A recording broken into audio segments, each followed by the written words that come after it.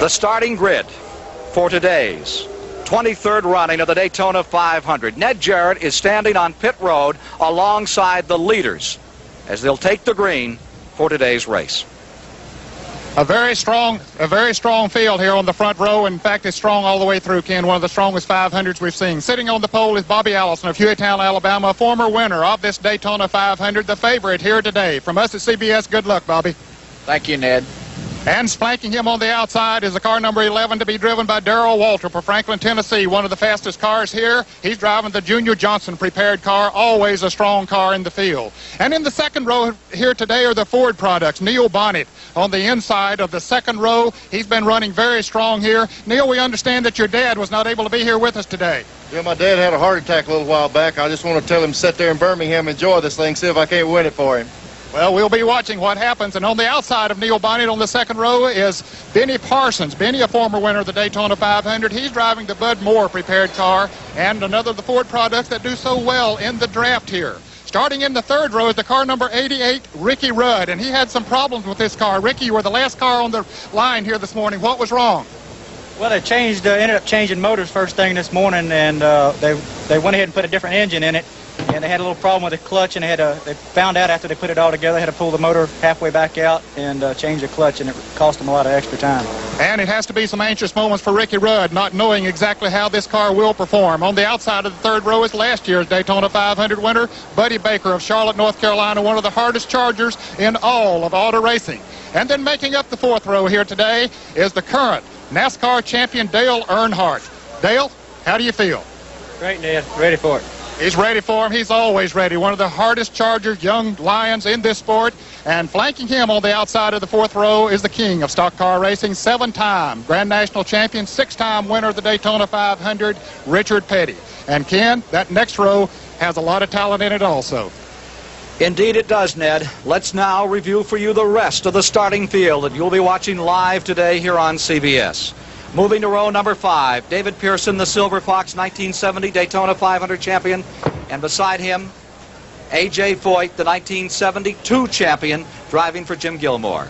In row number 6 today is Kyle Petty, the son of Richard Petty, who qualified well, and Terry Labonte, the fellow who won at Darlington 1 year ago for Billy Hagan. Row number 7, the winner of the Le Mans sports car race, Don Whittington, and from Bellingham, Massachusetts, Jeff Bodine. In row 8, Dave Marcus of Wausau, Wisconsin, and Bill Elliott, an outstanding runner from the Southeast, in his car number 9.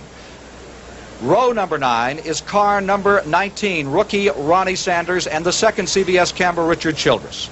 Row 10 will be Ronnie Thomas, and alongside him from Martinsville, Virginia, Buddy Arrington. In row 11, the offshore powerboat champion last year, Bill Ellswick from Florida, and the Burt Reynolds Hal Needham car driven by Stan Barrett. In row 12 is Glenn Jarrett, whose dad is down on pit road for CBS, and Bruce Hill. In row 13, it'll be James Hilton of Inman, South Carolina, and Alabama's Jimmy Means. The 14th row is last year's Rookie of the Year, Jody Ridley, the Don Levy car, and Tommy Gale. Row 15, two-time Daytona champion Cale Yarborough, and beside him Minnesota's Blackie Wengren. The 16th row is Harry Gant, one to look for today, and the Virginian, number 68, Lenny Pond. In row 17, starting where his brother won this race from, Donnie Allison and Joe Milliken. In row 18, Indianapolis champion Johnny Rutherford and Billy Harvey of Florida. Row 19, Elliott Forbes Robinson, the great sport car driver, and Richard Brooks of California.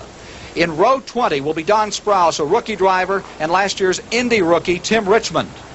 Row 21, J.D. McDuffie, and the fellow who originally came from Horseshoe, North Carolina, Cecil Gordon in number 24. That is the starting grid for today's 23rd running of the Daytona 500.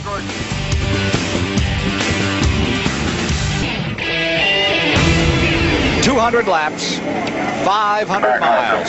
Last year, the fastest 500-mile race ever run in the history of motorsport. Right here, Buddy Baker did it in the car that's on the pole today. Jimmy Means from Alabama, number 52, took one preliminary lap. His car is now on pit road. So 41 cars are on the field as they move down out of turns 3 and 4, up on the 31-degree banking.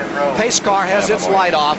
Bill Gasway instructing the car. You can hear it. Now, so when you come off of the step there as long as you can, hold it now. Don't get too far inside yet. All right, come on like you're coming. Now, the step next to the grass when you come down here on your right. Pretty good start. All right, Mr. Starter. Nice. Pretty good start. Let it out, Harold. We have a start. Harold Kinder lets them out. And down at a first turn goes car number 11, Neil, rather the number 11 of Darrell Waltrip for the lead. David Pearson went down to the apron as they came off the tri-oval to try and sneak up a couple of places, but it didn't really do him a lot of good. Back straight away, coming to full song. Swapping positions, 28 goes back in front. Ames of Alabama's pulled off pit road back on the track. Here they come for the first time by. All 42 cars are now on the track.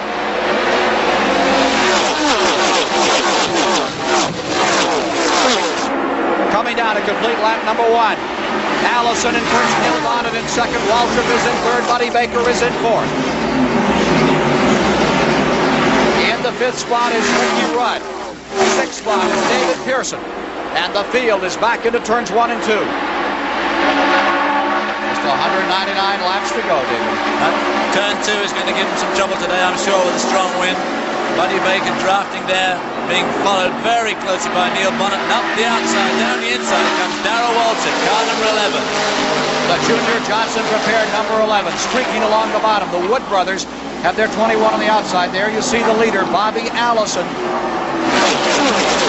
Buddy Baker in the red car, number 1 now, lying in fourth spot. He's trying a different spoiler today, and this is the first test laps he's given that spoiler.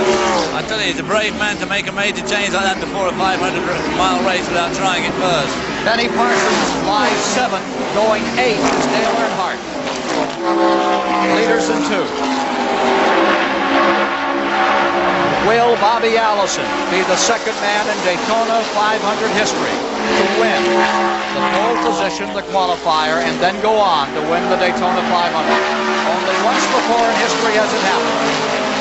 Well, Bobby Allison and Neil Bonnet putting a bit of daylight between themselves and the rest of the field here as they come around turn 3 into turn 4. The Alabama gang all together up front. There's Cale Yarborough still trying to fight his way up to the traffic. Yarborough is on the move at number 27. You see him up on the wall, fighting his way around rookie Ronnie Sanders. Now back to the leaders as they approach turn 1. And Bobby Allison and the kid he began in racing, Neil Bonnet, try to draft away from the field, but that's not working. They're being caught up in the back straightaway. There's 4 very fast cars. Neil Bonnet trying for the first time to get by Bobby Allison down, and he slingshots by, and that's the thing we're going to see a lot of today because they're driving into the wind. The second car is so protected by the first car, he picks up momentum and slingshots by, and we're going to see a lot of that today. Ford Thunderbird out in front. Bonnet first, Allison second. Running toward Darrell Waltrip. Maintaining that 4th position, Buddy Baker, last year's winner, now in the Haas Ellington team.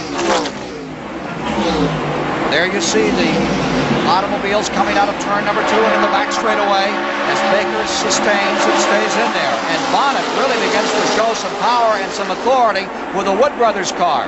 And Buddy Baker's pulled himself up to 3rd and now pulling himself up to 2nd in the draft of Bobby Allison, who goes back into the lead again. The Fords of Neil Bonnet and Benny Parsons showed very good form in the 125-mile qualifying races. They proved to be exceptionally good at drafting, but not very good at leading. And obviously, they want to try and change that today. Falling back to 3rd is Neil Bonnet. In that 4th position is Darrell Waltrip. Baker taking a shot at 2nd.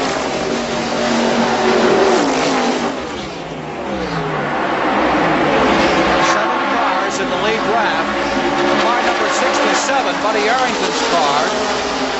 Report that car may be showing some smoke, as is Ricky Rudd's number 88, and the observers on the 4 points of the track are watching those 2 cars carefully. Buddy Baker in command for the first time. Baker out in front. See that car hop and tremble as he comes off turn 4. It almost looked to me as if the wheel actually came off the floor. It can't have done, but it was bouncing over that tunnel entry. That's a very tricky part of this course, and as they go through the tri-oval, they're side by side. A lot of shifting of positions. Neil Bonnet, the Wood brothers, number 21, seeking their 5th Daytona 500 victory. It will be the first for Neil Bonnet. The Wood brothers have been here since the very beginning and had some great winners in Cale Yarborough, A.J. Coit. Here comes a shot on the inside, and Baker, last year's winner, goes back in front. Allison, the 77 champion. Waltrip goes to 3rd. Bonnet dropping to 4th. Look at that running. Waltrip got out of the draft there. Bonnet was still in it and managed to retake 3rd place away from Waltrip, who tried to slip down the inside. The 5th position is David Pearson. 6th is Earnhardt. 7th is Ricky Rudd. Running 8th is Labonte. Buddy Baker, last year's winner, now leading this race. Dale Earnhardt's come up to join that draft for the lead. Buddy Baker, who's been here since 1960. After 22 years of trying, he won this race a year ago. Now with a new team.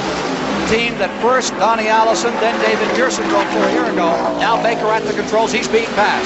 Bobby Allison back in front. Neil Bonnet, the Alabama gang, again showing their authority. Bobby Allison has got the car, there's no doubt about it. He is showing tremendous form here. I don't think he's going to be able to run away in line, but he's going to be so strong all afternoon. It's going to be very difficult for these other guys to really consistently stay out in front. 8 laps complete. 8 complete. Now you see that front, that leading bunch has picked up cars. We have Ricky Rudd there, Dale Earnhardt, David Pearson, and Richard Petty is winding them in. And so right behind Richard Petty is Don Whittington in car number 93, the yellow number 93. So this lead car draft, which started off as a 4-car draft, is rapidly building up into a 10-car draft. Back comes Neil Bonnet. Bonnet going back for the lead another time. You have to be so careful out here. But how can anyone be patient and prudent at nearly 200 miles per hour? Well, it's very difficult, and I think the story in the pit area over the last 2 days has been mental strain, and these guys, these cars are twitching when they've been to ball, and I think there's going to be a lot of worn-out brains as this race develops and the day goes on. Look at that car, look at that lead draft now. 1, 2, 3, 4, we're up to about 12 cars in it. And the car in front, Neil Bonnet. The Wood brothers from Patrick County, Virginia, one of the great car construction outfits. A family who build great racing cars, continue to put a car up in front year after year here at the Speedway. And now you're with Terry Labonte. He's right behind David Pearson. You're with him at 190 miles per hour. Look at the vibration. Look at his hands as he works through that banking. Terry Labonte, in fact, is in that lead draft. He's right at the back of it. There's David Pearson in front of him. David Pearson is lying in, wherever he is, 5th spot. Now, Terry Labonte is off to a great start. He finished 2nd at Riverside, California this year. He's out of Corpus Christi, Texas, and he is a very good driver. Now we have trouble on Buddy Arrington's car in the pits. They're changing the right front tire. We are working the 11th lap. You're in lap number 11. Arrington, Virginia driver, on pit road. Meanwhile, back straightaway. Leader coming down to turn number 3. Neil Bonnet in front. Bobby Allison in 2nd. A Ford Thunderbird in front. A Pontiac in 2nd. And car number 1, an Oldsmobile, runs in 3rd in the 23rd annual running of the Daytona 500.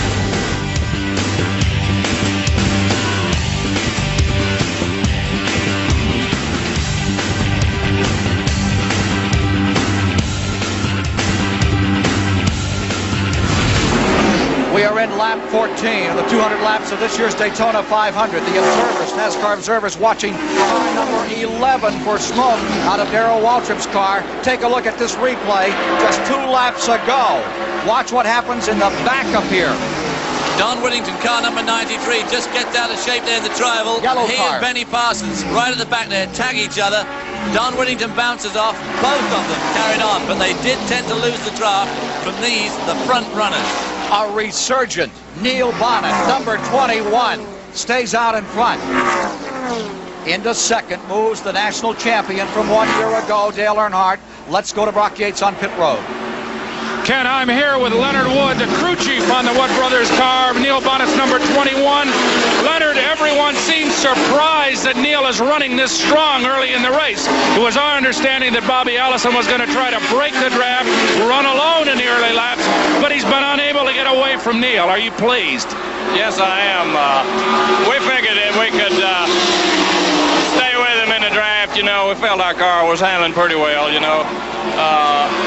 Maybe a little bit better than some of the cars, but I believe you'll see as the race goes along that the track will get a little bit more slippery, and a lot of the guys will begin not handling as well towards the end. So we'll have to wait about 102 miles and see what happens then. Okay, thank you, Leonard. A very patient team, as you know, Ken, so they'll be here at the end. I'll guarantee that. One of the true gentlemen of motorsport, Leonard Wood. Now, the tough customer himself, Dale Earnhardt, national champion, is out in front in car number 2. And watch for him to skedaddle in the Rod Osterlund car out of California, that team, prepared by Roland Wolotica. Once again, you're with Labate, and you are trailing Ricky Rudd. That is Ricky Rudd, and you can see some smoke. Darrell Waltrip.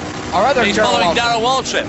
Down that back straight, goes down to the inside, thinks about having it go by, but decides not to this lap. But you can see that smoke, and he pulls right down below Darrell. Can't quite make it. You can see the vibration as they come down the short 1,600-foot straightaway into the tri-oval, just underneath our commentary position. There we have a look at and notice that camera making that move. That's the uniqueness of our new CBS camera. You are looking at the windshield. This camera has the ability to move inside the car. You're watching the driver fighting his way into the corner, moving up again on Darrell Waltrip and taking another shot at him. You can see how Labonte likes to stay just a bit low on Darrell as they go through that corner. That's the safest place through these 31-degree bank corners. Bobby Allison moving to the underside of number 2, Earnhardt, and going after number 21, Neil Bonnet, another time. Buddy Arrington, number 67, is out of the race. Arrington has gone to the garage area, number 67. Well, those in-car pictures really bring it back to you. That's fantastic. Running in 9th position continues to be Parsons. In 10th is A.J. Foyt. A little further back, has been in 11th. Whittington in the 12th position. And Jeff Bodine in a car out of the state of Maine, their car, is running in the 13th position. That's number 25, Ronnie Thomas of Christiansburg, Virginia, on pit road. Leading. Bonnet, number 21 first, Allison riding second. The speed in the first 10 laps was a very slow 188.285 miles per hour. The record, Buddy Baker in car 28 a year ago at 193.548. Oh, we have trouble. A car has bounced off the wall, losing the front end, a tire coming off the machine. And that is Blackie Wengren from Bloomington, Minnesota. Caution is out for the first time today. Wengren has lost the right front tire. It's lying up here near the track in the tri-oval, and Wengren has crashed again. He hasn't had much success here, David. No, I think that these cars, these more twitchy cars, definitely put drivers like Blackie Wengren in that class. It really is very difficult for guys like that to drive on these super speedways where you're obliged to start lapping at 190 miles an hour. And I think it's really just too much for them. And maybe they should restrict their activities to some of the shorter tracks. Blackie Wengren bringing out the first caution. It's coming in lap 19. First caution of the day, and we should see Bobby Allison pit right here. Well, of course, the trouble with this race is so boring because they're only averaging 188. I don't know why we're even bothering with it. I mean, it's so slow. Here is car number 21. Bonnet, followed by Allison on pit road. Baker, Earnhardt. Let's go to Brock Yates. We're down here in the Bobby Allison pit with the Renier crew. They're going after all 4 tires. That's a routine thing in these early pit stops. They'll make a 4-tire change, make sure that their tire wear is good. The car appears to be running very nicely. I talked earlier to Waddell Wilson, the crew chief. He just gave me a thumbs up. He's sitting with the leaders. He apparently doesn't have the power to clearly break away from the field, which may be a bit of a surprise, but it's very early in the race. They don't seem to be making any chassis changes or adjustments. Cars down off the jacks and underway. A good quick stop for Bobby Allison. Almost getting center punched by Cecil Gordon as they came out, number 24. Actually, I expect Bobby Allison and his whole crew, Harry Renier, the owner, and Waddell Wilson, their engine man. Something's happened on car 11, and they may have dropped the jack on number 11 on pit road. They have problems on car number 11. Machine is down. They've obviously left off the left front wheel because you can see that corner's down. Now they'll have a heck of a job to get the jack under it to lift it up again. You seldom see a Junior Johnson crew make that kind of error, but apparently something has happened to miss on pit road for number 11 today. Waltrip with such high hopes for this one after winning how many thousands of dollars here before the race began? I think he won a cool $87,000 before this race started. He's trying to beat the pace car, or he's going to go a lap down. You see him pulling out, and the pace car is coming just out of the tri-oval. He beat the pace car. Tunette Jarrett. We're standing with Blackie Wangren, who just hit the wall. Blackie, what happened? Something under the right side broke. Gave you quite a ride there. Yeah, real thrill. Blackie, this track hasn't been too kind to you in the past. No, I had a bad luck last year and again this year, but we'll be back. How are the cars handling out there today in this wind? Mine was handling real good. Did any of the other cars look squirrely that you were running around? The Oldsmobiles and the Buicks are real squirrely. I took it easy to start when I was just going to start picking up the pace when it broke. And Ken, when we say squirrely, that means the cars are moving around quite a bit on the racetrack. I'll say they're moving around. They look like a Saturday night square dance out there as they frolic about at 190 miles per hour.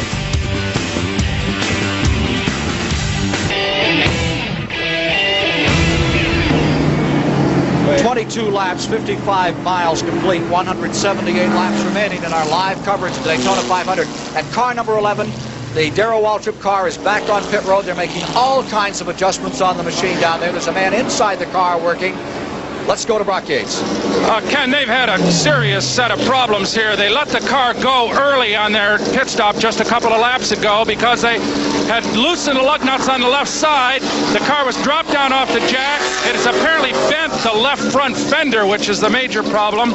They had the hood up. I'm not sure what that was all about, but they lost a serious amount of time. The crew is concerned this is an odd error for one of the finest crews in this league, and Darrell Waltrip's down seriously. Well, the car seems to be smoking, so that's probably what they had the hood up for. But obviously the bent fender's not going to help them either. At 20 laps, 50 miles, Bonnet first. Allison was then in second. Baker was third. Rudd was fourth. It was Earnhardt running in the fifth position. Whittington in sixth. And there is Ricky Rudd's number 44, which is carrying our CBS camera. Or rather, I'm sorry, Terry Labonte's number 44, which is carrying our camera. And now he's looking out through the back. And he must be looking at, no, he's not looking at Don Whittington, we can't see. To me, like it was the car of Bobby Allison back in there. Anyway, at 20 laps, 50 miles, Labonte was running in 8th behind number 11, Waltrip. The 9th position car was Parsons. 10th was Foyt. Going 11th was Elliott. The 12th position car was number 27, Kaylee Arborough, and Richard Petty was in 13th. And there you see the average speed at 185. That's not a record.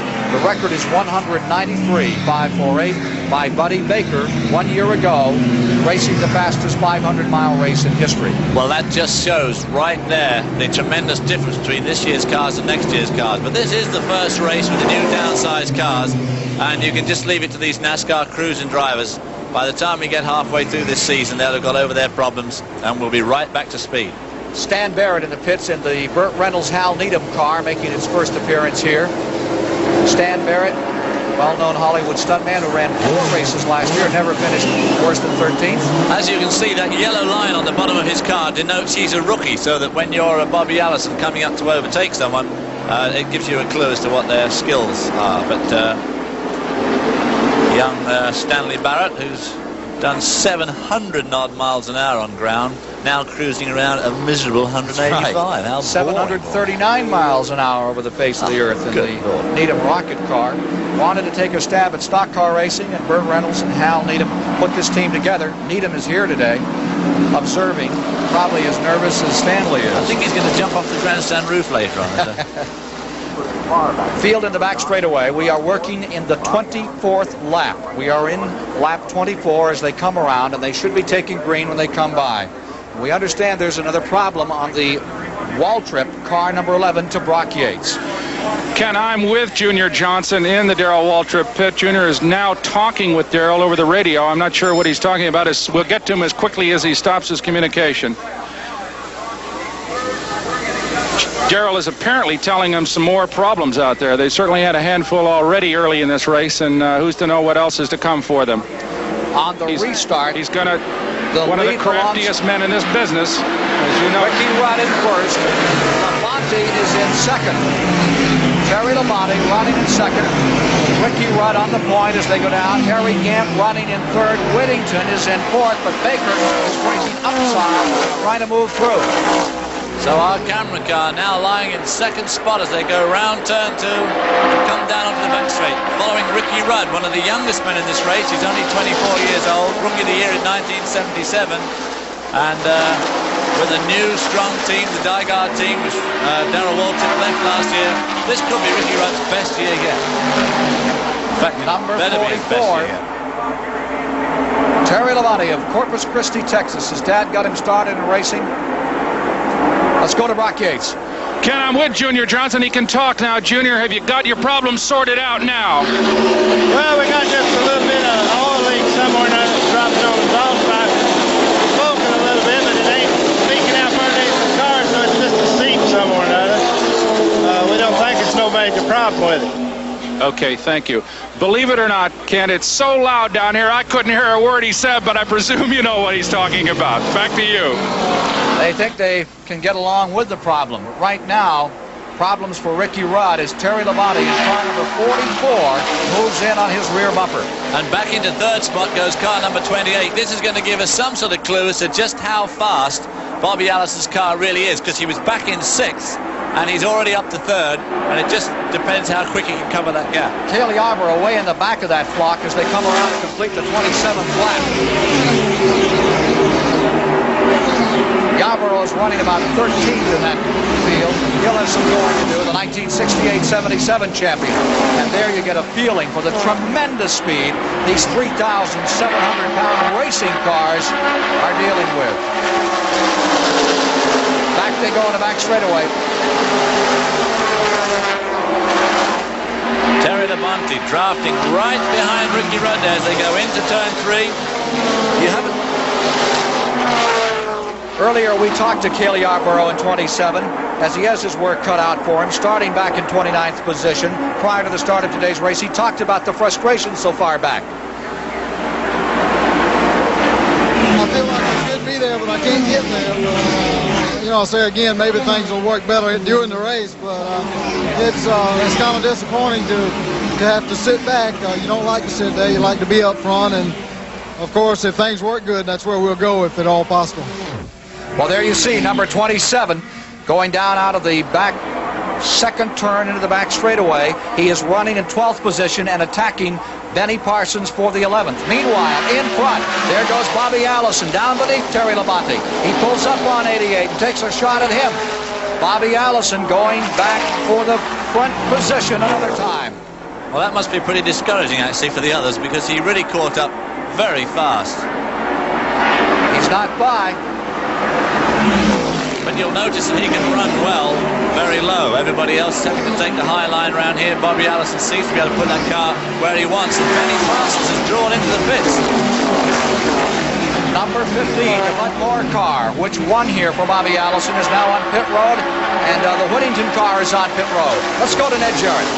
Ken, one of the cars that started way back there with Cale Yarborough was Harry Gant, and before the caution, he was one of the fastest cars on the track. He's now in that battle for the 5th position out there. Bob Johnson, the crew chief on the car, is standing by. Bob, you must be pleased with the way that car was running out there. Yeah, we're real happy today. We had our share of problems at the beginning of the week. And Harry just said it was a little loose before this yellow, and I guess I tightened it a little too much, but we can straighten it out, I hope. Is he saying that it's too tight now? Yeah, a little bit. And he's doing a good job of drafting, Ken, and Harry Gant has become a master at that technique. A broken windshield on car number 93, Don Whittington. Put him on pit road, and he's just coming back on the track now. Whittington out of Florida as we work the 30th of 200 laps. And they're also reporting a windshield on car 1 is beginning to break. Buddy Baker has a hole in his windshield on car number 1. That will certainly disturb the aerodynamics on the Haas Ellington car. Certainly disturb the aerodynamics around your helmet too. It's not very pleasant to have a broken windscreen. That's a shame for Don Whittington, who was putting on a pretty good show there for a relative rookie for this extremely dodgy drafting procedure. There's Buddy Baker, car number 1, being closely followed by Richard Petty, 43. A car that we all know pretty well by now. Buddy Baker is running 6. The lead car draft picking up to like a 9 and 10 car draft. Dale Earnhardt just trailing behind Richard Petty there. Catching up on him. We have another broken windshield. Number 17, Glenn Jarrett's windshield is broken.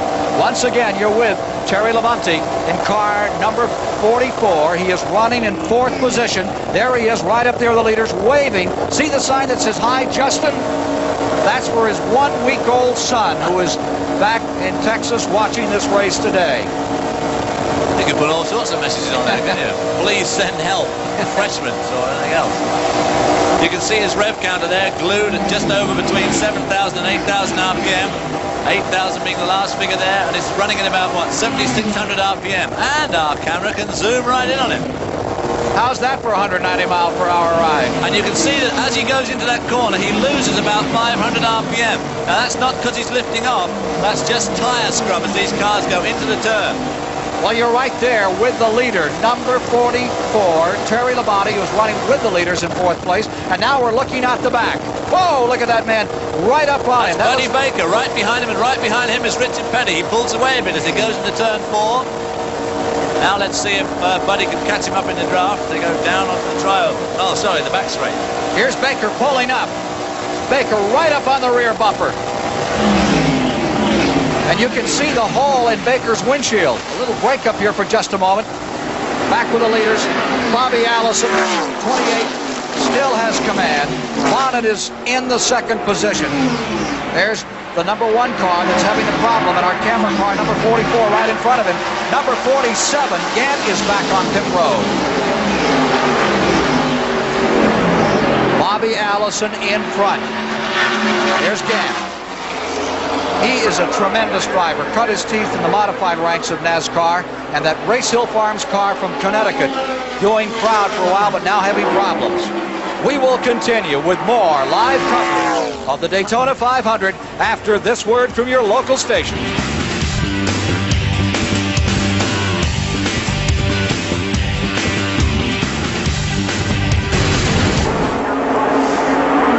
Four laps are complete in the 23rd Daytona 500. 85 miles down, 415 to go. Harry Gant pitted, came back on the track. He is pitting again under green. And the folks in the grandstand, looks like a tennis match, watching these guys go by at 190 miles per hour. There's a little more at stake than a ball and so forth than this one. Nearly as much money, too. Almost. At least they're willing to race for consolation. On the back straightaway, in the front-running position is Bobby Allison. In 2nd is Neil Bonnet, maintaining the 3rd in a very stout drive. Here comes Bonnet to the inside. Parsons in 3rd. Tremendous race for the lead going into turn number 3. Almost side by side. Bonnet then had to fall back.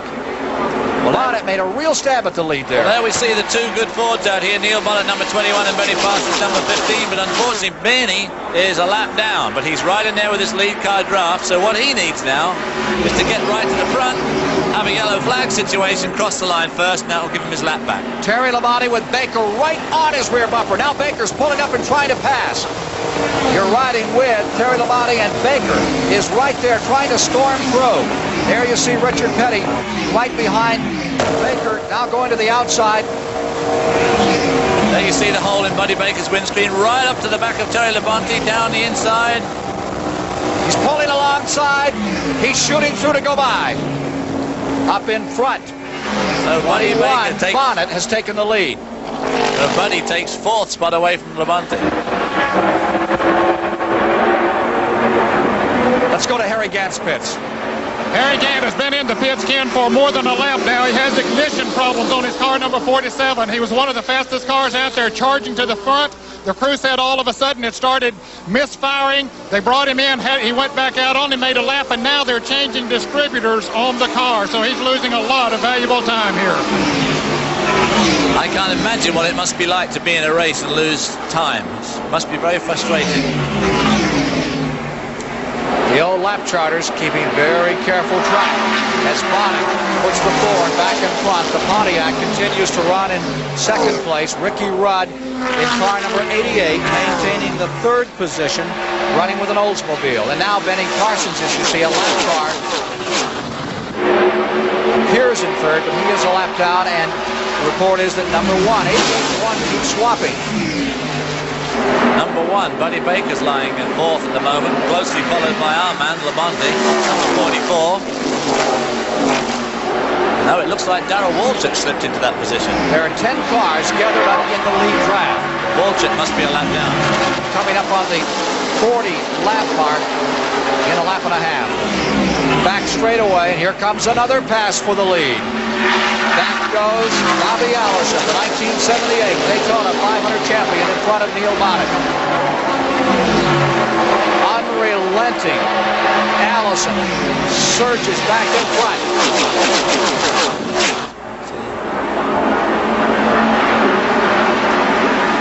After 44 laps have been completed, 110 miles, we have had 15 lead changes. That's better than half of what we saw the entire race last year. There were 29 lead changes in the entire 500 a year ago. Already there have been 50 in this race.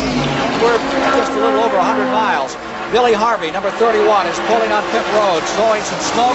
Also on pit road, Harry Gant another time. Not a good day for the Beatty-Johnson combination, the Race Hill Farms car, and there is Harvey coming in with some problems. It's a great shame because Harry Gant rode a very good, qualified well, drove a very good qualifying race, and was running very strongly in the early going today. And, well, that's effectively put him out. Even if they get back now, he must have lost 4 or 5 laps. At 40 laps, 100 miles, the speed was 164.760, way off the record of 180.180 that was established a year ago by Buddy Baker. This naturally has been created by the caution condition on the track. Let's go back to Terry Labonte's car as he continues, and Richard Petty, looks like he's moved around him in their struggle. That would put Petty into 6. You're watching him down the backstretch. Richard Petty is just pulled in front of him, number 43.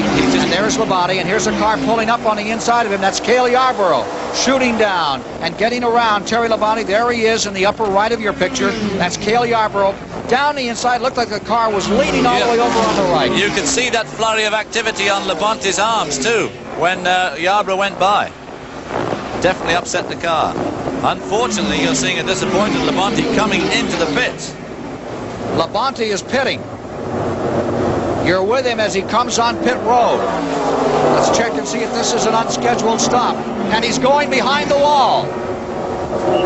Terry Labonte has had trouble in car number 44. He's been running with the leaders. Oh, there's trouble in car number 23. Has spun off up at turn number 4, up by the tunnel. Car number 23 out of control at turn 4. Jeff Bodine's automobile has finally come to rest. Caution is on the track. I think he probably spun on Labonte's oil, but he went right into, it seemed like he went right into the crowd somehow. I didn't even know how he could get down there. Well, those are safety personnel, and we have a replay. We can see exactly what happened. Apparently there was oil on the track in turn 4. Let's look and see if we can discover what happened here. And there in the top of the picture, you saw some smoke coming off the wheels of car number 23, the Bear car of Bob and Richard Bear from Oxford, Maine, and the car sliding, coming up across the top of the tunnel. People darting, getting out of the way. Those are press photographers up there and safety personnel. I have never in all my years coming to Daytona seen a car take such an incredible course. Let's obviously hope that no one was injured by the car. Well, there is Jeff Bodine now residing in Pleasant Gardens, North Carolina. His dad ran a speedway up in upper New York State for many years. He's been trying to break onto the Grand National Tour. They came down here and qualified very well. A second ambulance has pulled up, and we're waiting for a report, and all the leaders are pitting. We're trying to get a report for you on Terry Labonte. It looks like he just had an engine hand grenade on him up there in turn number 4. He may have laid some oil down, which 23 then got into, and you saw the results. Yeah, here's a pit stop. It is under caution, so they won't be working with quite the pressure as they would under green, but it will give you a fair idea.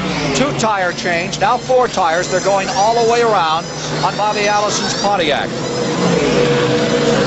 When they change the tires like this, Ken, of course, the reason they do it is that new tires are always just a little bit quicker. They don't have to do it because they're worn out. They don't wear out that quickly, but they do definitely go better. They're having trouble getting out. There's just not room for it to get out. Pulls around Neil Bonnet. Almost had an accident there in the parking lot. Well, there we see the 2 strongest cars here going out together, and young Stan Barrett was zipping by there in car number 22. Stan Barrett in his first Daytona 500, driving for his new team. Travis Carter is the crew chief. Remember the years that Travis worked with the Junior Johnson people, hoping to put a team together that will really be stout out here in time to come. More on this accident and on Labonte in a moment.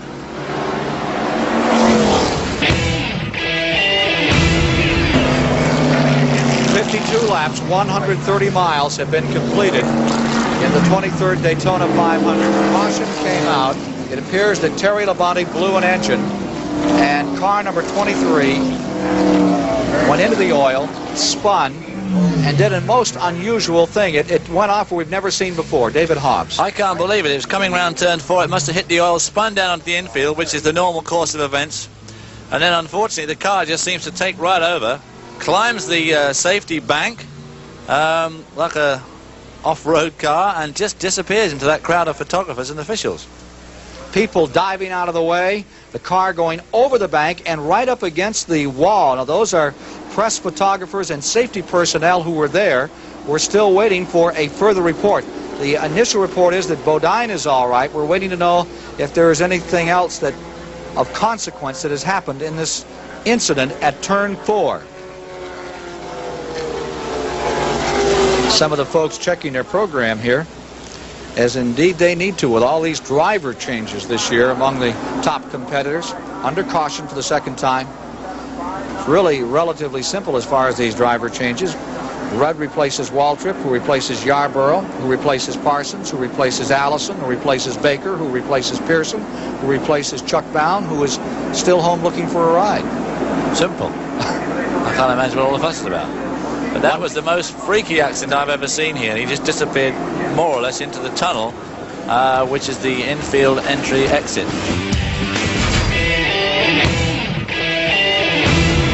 We've got 1 lap to go under the yellow. The pace car light will go out on this time round. Earnhardt is in front. The Stan Barrett car is behind it, but that is a lap car. And the second place car would be Allison. The third place car on the field is 21 Bonnet. Then the fourth place car would be Richard Petty. Fifth place would be Ricky Rudd. Ricky Rudd, of course, is one of the driver changes we just mentioned. He's driving Darrell's old 88. 6 is Cale Yarborough, and running 7th on the field was Buddy Baker. Getting set for a start. We have completed 53 of the 200 laps. 132.5 miles are down. Windshields have been an issue today. We had a hole in the windshield of Buddy Baker's car. They black flagged Glenn Jarrett with a cracked windshield. The Whittingtons had a windshield go down on them, as did Ronnie Thomas, and Dave Marcus's number 71 also had a windshield problem. So that seems to be shades of what, 1964? 66 when they had windshield problems here. It's pretty unusual because NASCAR make a tremendous effort to make sure the track is clean and safe after any incidents, and they like to keep it very clean. We have a report that no one was injured in the incident with the Bear number 23 being driven by Jeff Bodine. The car being towed back, but the driver and the working press up there are all right, as well as the safety personnel, and that is good news. Well, it's always good news when no one's hurt in one of these racing crashes, and that's another thing about NASCAR. It is very safe, and here we see the cars coming around 3 and 4 on their way to take the green. There you see the Burt Reynolds Hal Needham car. On the inside, lapped automobile, Stan Barrett, and on the outside is car number 2. Stanley, who's been with us as a commentator several times on CBS, very nervous this morning, very concerned. His adrenaline will be flowing now. He's at the lead, right at the lead of that field. Look at what's lined up behind him. As they come down to start, first position car is Earnhardt, second is Bobby, third Bonnet, fourth Petty, fifth is Rudd. Then comes Cale Yarborough, followed by Buddy Baker. And the field assembles in turn number 1 for some high-speed racing. Cale Yarborough pulling himself up now from that very lowly starting spot. Never a man to discount in this Daytona 500. And surprise, surprise, look who's at the front of that lead draft. Look at that water on the inside of the back straightaway. If anybody slides off in here, it rained all night, hard. Rained yesterday and canceled the Sportsman 300. It was not run. Rained all day, so if they get off the track, they're really in the soup here today.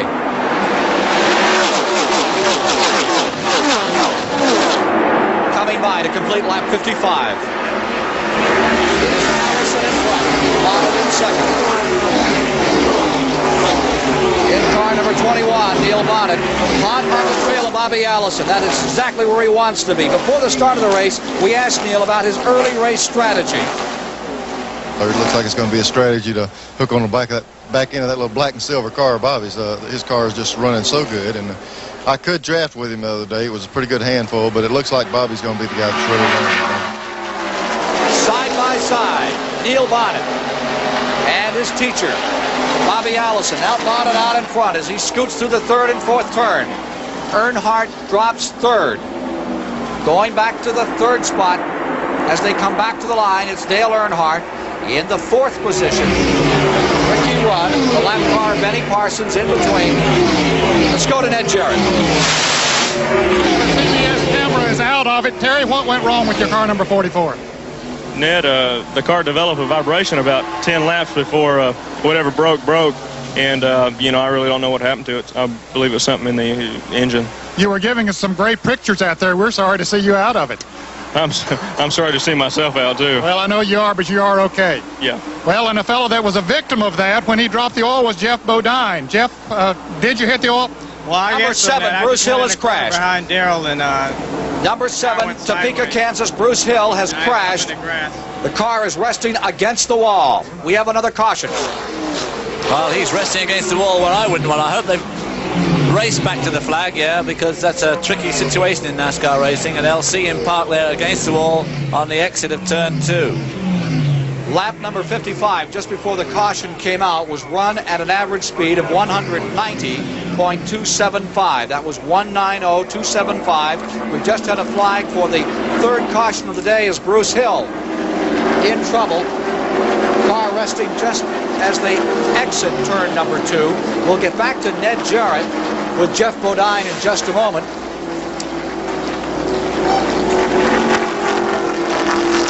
We're trying to see what happened here. He's already in the wall. Looks like he just danced up into the thing. Well, of course, and he's doing the correct thing. Once you're in that wall in NASCAR racing, you've absolutely got to stay there, because the worst thing you can do, come away from the wall, get side onto the traffic and get T-boned.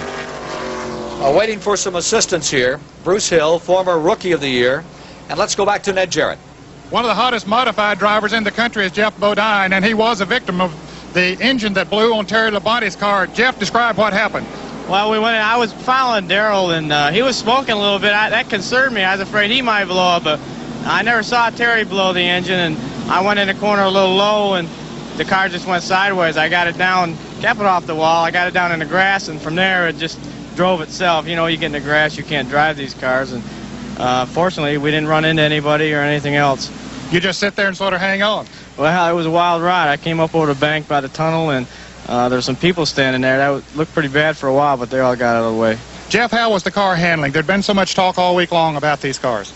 We were handling well. We were down on horsepower. We changed the engines from the 125, and it just didn't have the horsepower, and I couldn't stay in that lead draft, but the car was handling well.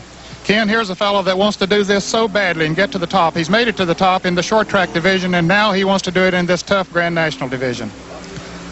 Jeff Bodine, car built by Tom Pistone that looked very, very strong. Came out here today having trouble. We are back live with you at Daytona. Again, that happened on Thursday, that crash of John Anderson. He is all right. He was up here watching yesterday, or hopefully watching a race that was washed out. And with 2 laps down, back under green, we are at the 61st lap. There's Don Whittington, number 93, trying to make up a lap and get back in the lead lap. The Florida driver, Bobby Allison in front, Dale Earnhardt in second, Ricky Rudd in third, Buddy Baker is maintaining fourth, Richard Petty is showing in the 5th position as they come by. In the 6th position is Cale Yarborough, in 7th is David Pearson, running 8th is Ricky Rudd. Well, now watch out for fireworks now. We got Don Whittington leading this lead car draft. Bobby Allison's heart, no doubt, right in his mouth. Don Whittington's already a lap down. The only reason it's a lap down is because the windscreen broke, and we've got a report that car number 71, that's Dave Marcus, and 24, Cecil Gordon, also have broken windshields, but they're not severe enough to take them off the track. Bill Elliott is running in 9th as you look at the front of the field, and running in 10th is Donnie Allison with A.J. Foyt maintaining 11th. In the 12th position is Jody Ridley. Going 13th on the field is Lenny Pond. 14th overall is Johnny Rutherford. And 15th is currently number 75, Joe Milliken. The 16th car is an error on this rundown. They're reporting that, and that may be correct, to Bonnet back that far after that restart. Bonnet back to 16th with the 17th position as Bonnet pitted and came in on the tail end of the lead lap. The 17th position is car number 41, Richard Brooks, with the 18th position, Elliott Forbes Robinson. And Jeff Bodine is coming back on the track. The car that spun off in turn number 4, Bodine, number 23, once again is on the racetrack. Jeff Bodine in a Pontiac, trying to get back in this thing, coming up to speed. He lost a couple of laps there while he had a lunch break down with the marshals at the tunnel entrance. 64 laps, now complete. Speed very slow, 151.388 miles per hour. The record at this juncture is Richard Petty's at 179 miles an hour. Taking a look at the attrition, Blackie Wengren crashing in lap 19. Cecil Gordon is out. Terry Labonte has lost an engine. He has retired from the event. Those are the 3 first official retirees, leaving 39 cars still in action as we get to lap 65 when they motor by this time.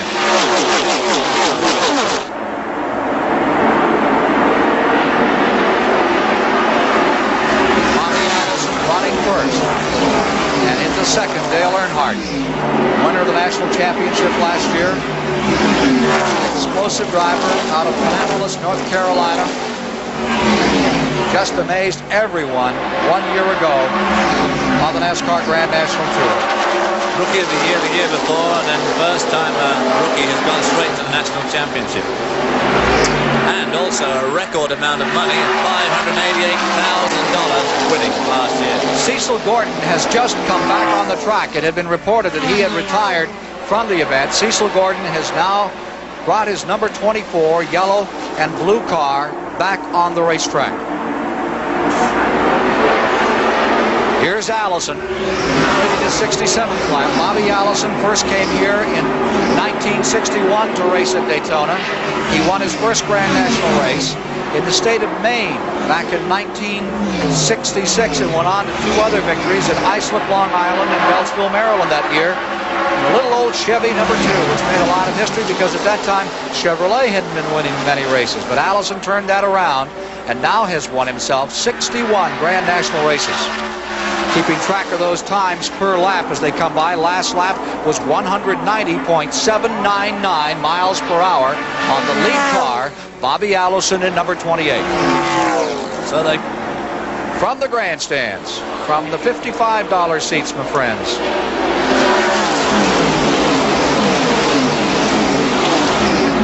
Third spot, Baker.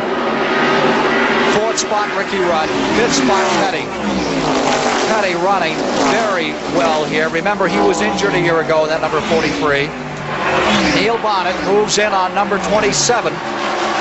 Bonnet, moving all the way up quickly through traffic, is now challenging back in the 7th position. Taking on Cale Yarborough and drafting down the inside, and probably going to have a go at Richard too as they go into turn 3. Made a heck of a run. He's passed 8 automobiles, and he's pulling himself up to take a shot at Richard Petty. That Ford is really working today. So just sliding back into traffic. Slips back into the draft. Allison first. Earnhardt second. Ricky Rudd third, and all the way up to 4th and still challenging. Here comes 21, Neil Bonnet. Boy, he'll have this Ford crowd on their feet. There's Baker riding in the 3rd with his Oldsmobile. Pontiac out in front. Earnhardt rides in 2nd. There's Baker going down to the inside to challenge for the lead.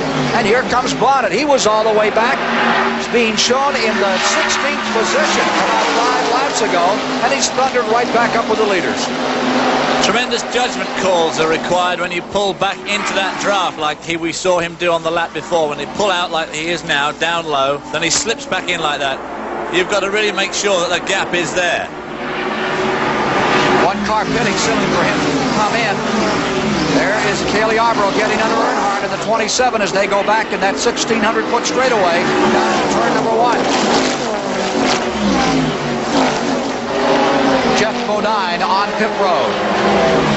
Jeff Bodine back in, change of right side tires on that machine. Meanwhile, the leader's going down the back straightaway. And here's a battle for the lead another time.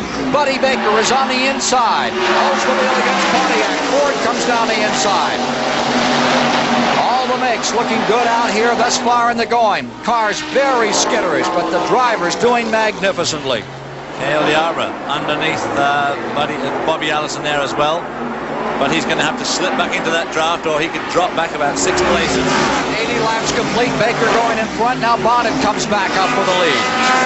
Allison riding in 3rd. Earnhardt back to 4th. Cale Yarborough 5th. Ricky Rudd in the 6th position.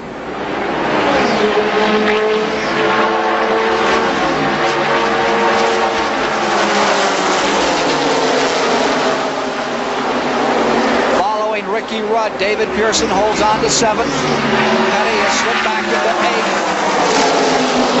9th position is Elliott, and up to 10th comes A.J. Foyt. He's picked up 1. There's Waltrip running a lap down on the field. He's had some problems out here today. The latest report showed him back in the lead lap. He probably got back in the lead lap on that last shuffle in the finish of the last caution flag. Darrell Waltrip has made up the deficit of 1 lap and is being shown running now with the leaders. Devastating lead draft group.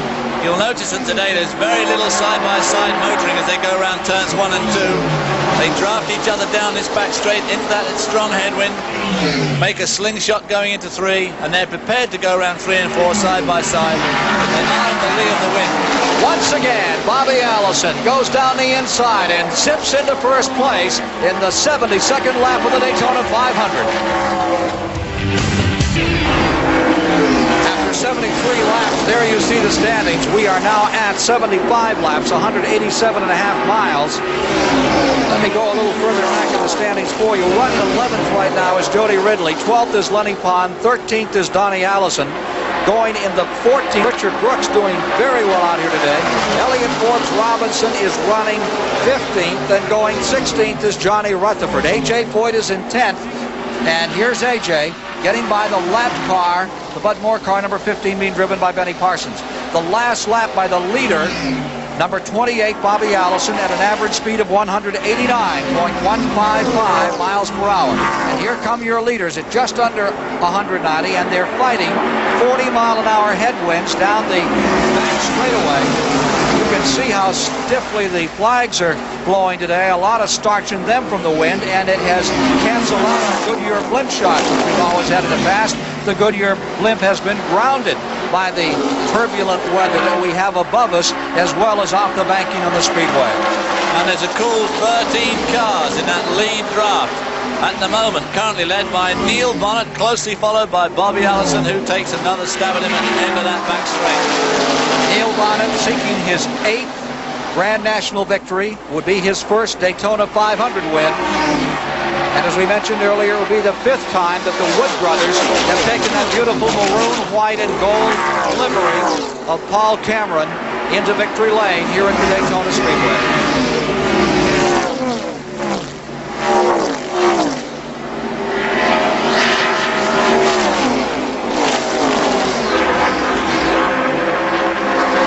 Let's follow them around 360 degrees.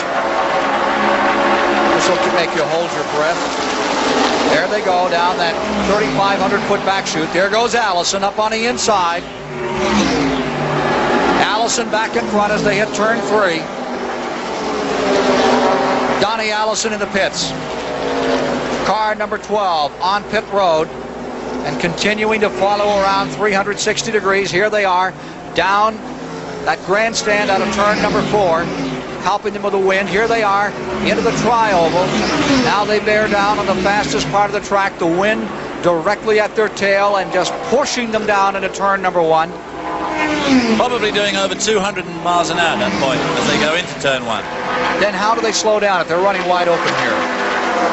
They don't slow down.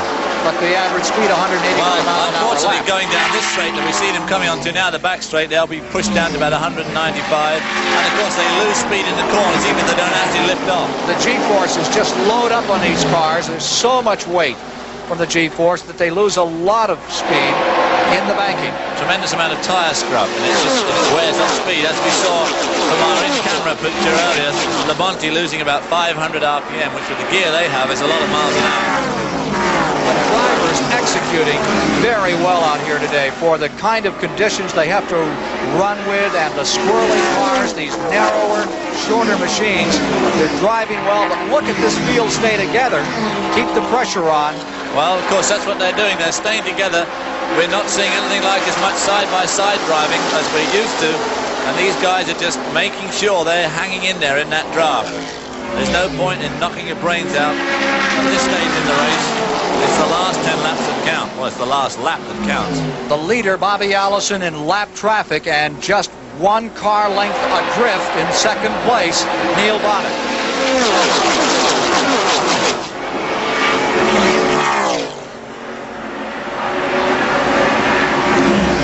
Really windy out here today. Here they are back to the tri-oval, and look at this, a Kimball of automobiles back into turn number 1. Passing a whole bunch of lap traffic there. This incredibly high-speed line of drivers going around the outside of the slower cars. This is when everybody's holding their breath. Bobby Allison first, Bonnet in 2nd, Baker is 3rd, Earnhardt is 4th. Donnie Allison is back in the pits. In the 5th spot, Ricky Rudd. 6 is Cale Yarborough, or rather David Pearson. Then comes Richard Petty. Darrell Waltrip holding on to the next position back as they come off the banking. We have an 11-car draft for the lead. Back to the line. Allison first. Bonnet in 2nd. Baker right there in 3rd. Still in the 4th position. What a shootout this could be at the finish. Dale Earnhardt holding on to 4th. Riding in 5th is Cale Yarborough. Ricky Rudd is 6th. Richard Petty is in 7th. David Pearson, I think, is in 8th. And following pretty closely behind David Pearson is Darrell Waltrip, followed very closely by A.J. Foyt, number 51. Waltrip's car is still smoking. 10th place is A.J. 11th place, Elliott. 12th place, Jody Ridley. 13th, Lenny Pond. 14th, Elliott Forbes Robinson. 15th, Richard Brooks. Change of lead another time. Allison going back in front. Still 21 cars in the lead lap. Elliott Forbes Robinson, number 86, lying there in 14th spot. We'll be pretty happy with that so far. He was the highest rookie scorer at Riverside 3 weeks ago. And here we see another shot from the spectator eye view, right there in the grandstand. Joe Milliken is running in 16th position with his number 75 for his fans around the country. Car number 17 pulling on pit road. This is the Roger Hamby-owned car, which Glenn Jarrett, the son of Ned Jarrett, is driving today. A rookie here in the Daytona 500, a Buick automobile number 17. Well, here we see the leaders once again down the back straightaway. Neil Bonnet, briefly out in front. We mean briefly. Buddy Baker surges back into first place still another time as the lead seesaws in the 23rd run into the Daytona 500. Baker, last year's champion of the 500, is back in first place. Neil Bonnet in second. Bobby Allison in third. Waltrip being shown in the has dropped out of the sixth from that report. They continue to swap these positions, seesaw from one lap to the next. Let me give you 100-lap, 250-mile halfway rundown. They were averaging 156.631 miles per hour, nowhere near the record of 173.5111 by Buddy Baker a year ago. A report on Waltrip's car. Let's go to Ned Jarrett quickly. Again, you mentioned you had a report with sparks coming from the car. I talked with Junior Johnson, the owner of the car. He says what is happening, that they're running such a soft setup, and that is softer springs than normal here at Daytona, in order to stabilize the cars, that when it hits some bumps occasionally, that the exhaust pipe would actually hit the pavement. But he says it's not bothering anything and everything's okay. At 250 miles, the official rundown at halfway was then Earnhardt first, Allison then second, Petty then third. With the fourth position, overall Baker. The fifth position was Elliott. The sixth position on the field was Waltrip. Seventh was Rudd. Eighth at halfway was Jody Ridley. Ninth was David Pearson. 10th was Elliott Forbes Robinson. 11th was Joe Milliken. 12th was Richard Childress. And 13th on the field was number 42, Kyle Petty. In the 14th position, a lap down, was car number 27. And that's the car you saw spinning, Cale Yarborough. The 15th position, also a lap down, Benny Parsons. The 16th position, a lap down, and being put a lap down with was A.J. Foyt. The 17th position rests with Lenny Pond. The 18th position, Dick Brooks. 19th on the field, Bill Ellswick. Going 20th, Stan Barrett. The 21st position belonging to Johnny Rutherford, 2 laps down in 22nd position, number 12, Donnie Allison. Then in 23rd was car number 93, Don Whittington. 24th, number 99, Tim Richmond. And 25th was Dave Marcus. Another change of leadership. The Pontiac going back in front of the Ford. And it is Allison in first, Bonnet in second. And Darrell Waltrip has made a significant move up to third spot. I don't know about sparking, but his car is definitely still smoking, and he's there, sandwiched in third spot. The Mercury, between the Thunderbird, Neil Bonnet and Buddy Baker, running very strongly in that number 1 car. Onto the pit road comes Benny Parsons, car number 15. To Brock Yates. Ken, it's the middle of a very nasty afternoon for Benny Parsons. He was expecting to do very well in this car. He stopped earlier with a soft tire. That put him a lap back. Now he's got some heating problems. They're adding water. The engine is now being shut down by crew chief Bud Moore. Benny's just kicked the ignition switch off. The hood's down. The race is over for Benny Parsons. Field coming back in front of the crowd, but not all the crowd. Midst of the race and all this battle, there's a few folks out there that have some other things to do today. Well, they want to spend a bit of money. The concession stands here do a roaring business in T-shirts and hats of all their favorite drivers, Darrell Waltrip, Richard Petty, and all these people can take home these souvenirs from Daytona. And there we see Benny Parsons taking home his souvenir of the day, which is unfortunately not as happy for him. Bud Moore is number 15, being rolled back, still another lead change. And Bonnet pushes that number 21 back on the point. Buddy Baker in third, Darrell Waltrip in fourth, and right behind him is Dale Earnhardt in car number 2. Then following him is Richard Petty in the 6th position. Right now following the 7th. And we have Jimmy Means back on pit road, the Alabama driver, bringing his car in. There's Means' car, and they have engine problems on that one. The front of the field goes up into turn number 2. Bonnet in command of this race. Second place automobile. Looks like a waiting game. Somebody has a full house. Somebody's trying to draw to it. There's Allison back in front. What authority. That number 28 meanders down that back straightaway. although we've had a lot of lead changes in this race, it's been a very restrained race in lots of ways. The lead changes mainly been a result of the headwind and the drafting of these cars, the slight instability on the course. Continuing to grapple with first position as the field goes down into turn number 1. Number 28, Allison still has the advantage with 111 of 200 laps now complete. And you are now in the car of Richard Childress, the number 3 car coming down pit road. Richard Childress's automobile as we're trying to fire up our second in-camera car. Leader number 28, Allison at turn 2. A lot of people said when they came to Daytona, the cars to look for today, David, would be the Fords. And sure enough, that Thunderbird has stuck it out right there in the front of the draft all afternoon. Well, it has, but the other strong car all the week, of course, has been Bobby Allison. And look where he's been all the race. He and Neil Bonnet seem to be the strongest cars out there.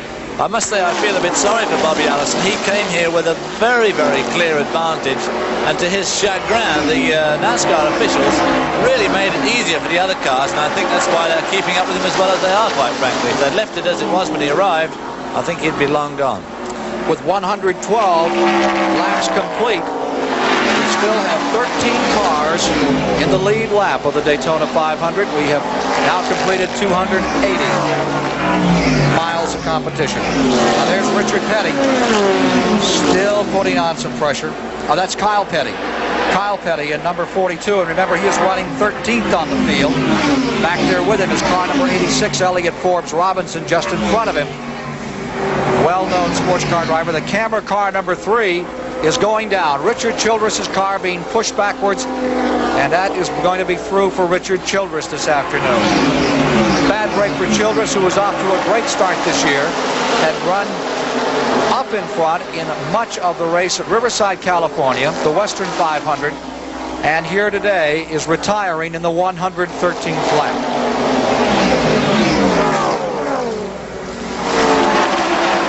Bobby Allison stays out in front, still struggling to win his first Daytona 500, or rather his second Daytona 500 as Neil Bonnet tries to win his first.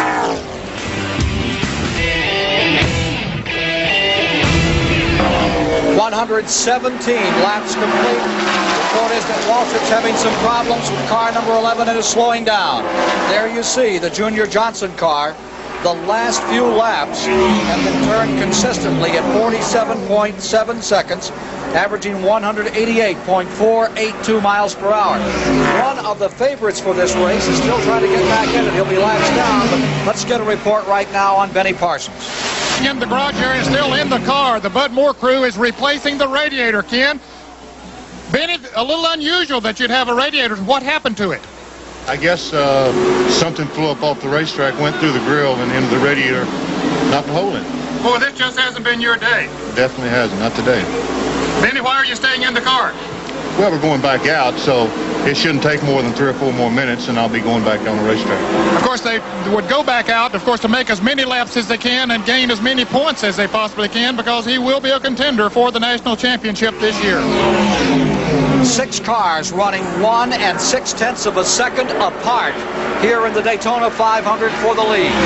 All of a sudden, popping out in the last lap, Allison is pulling away, number 28. Just flat left, number 21, Bonnet, has pitted. His partner through most of the race, Neil Bonnet, is now on pit road. Is this an unscheduled stop is the question here. Here's number 21 in.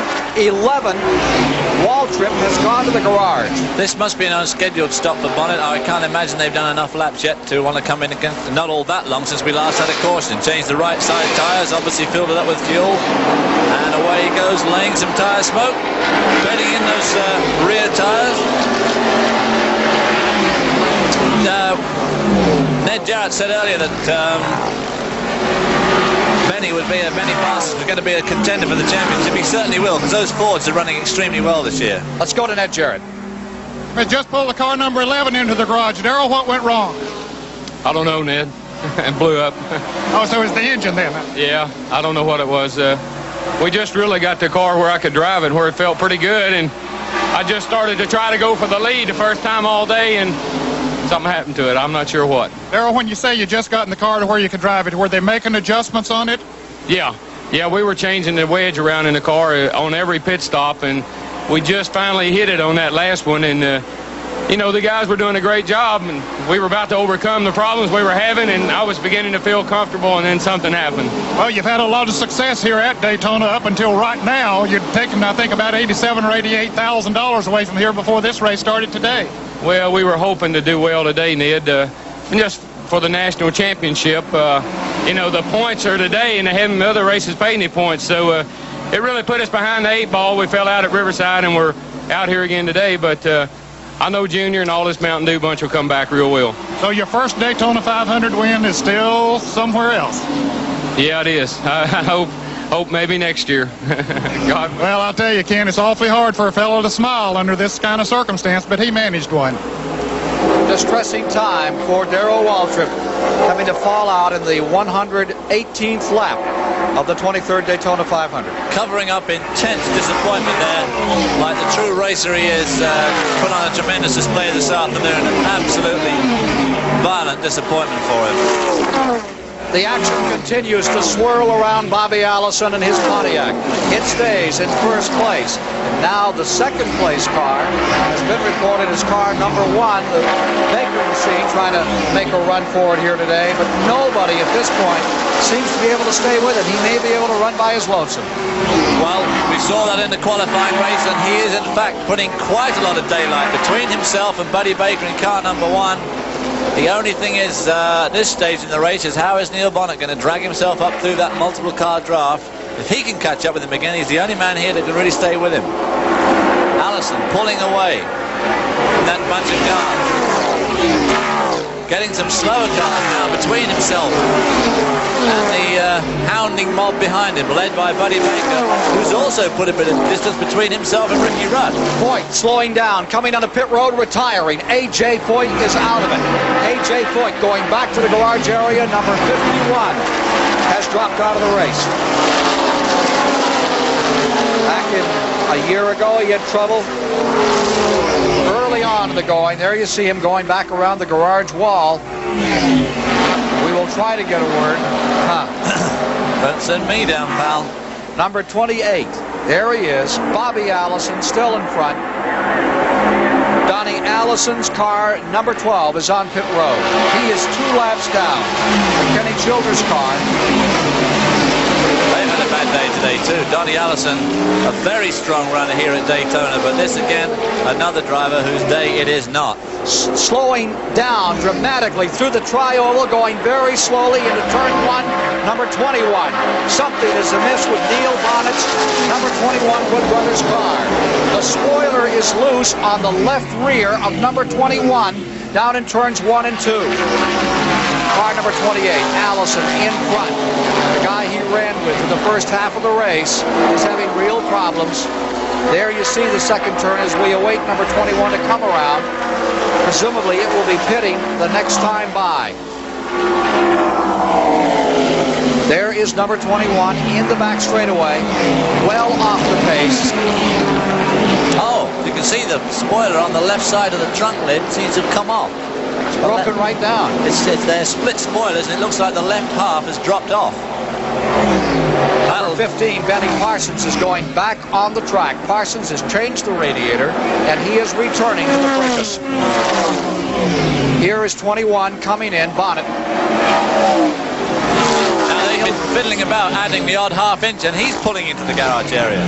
All of a sudden, just past the halfway mark in the race, the attrition rate continues to climb, and going back to the garage area, Neil Bonnet. Now all the spoilers. Oh yeah, you see the spoilers lying down on the back there. Well, they've been fiddling around with the odd half-inch, so you can imagine what half of the whole spoiler would do to the handling. There's Ned Jarrett walking over to try and get a word with Neil Bonnet. Allison having trouble. Remember, those 2 cars running together usually run faster than 1 car by itself. Down to Ned Jarrett. What went wrong? Tire equalized, man. Coming off 2 down the back straightaway. Pieces. I was out in the fast lane. I couldn't get in, and the car just virtually shook to pieces. The clutch lever messed up. I was trying to get it in gear going back out, and it's tore the clutch linkage or something off the car, and the clutch is just slipping. The car right now is just shaking all over. When that tire equalized, just about came off the ground, coming off too over there. Part of your rear spoiler has moved down and is out of place. Did that cause that? Well, Ned, I don't know. You know, when that tire blew up, the car had been getting a little bit harder to drive. I saw the spoiler down, but the car was just running so good, I didn't know what to do. You know, the Wood Brothers, Purelator. But when that tire equalized, it just virtually shook this thing to pieces. I couldn't even see where I was at.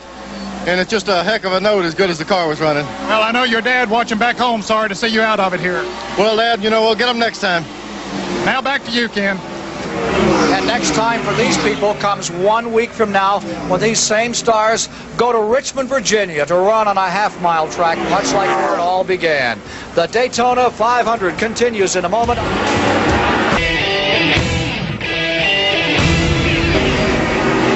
As Elliott Forbes Robinson and Joe Milliken pit, the cars move into the 132nd lap. When they come by next time, they will have completed 330 miles, 68 laps, 170 miles to go.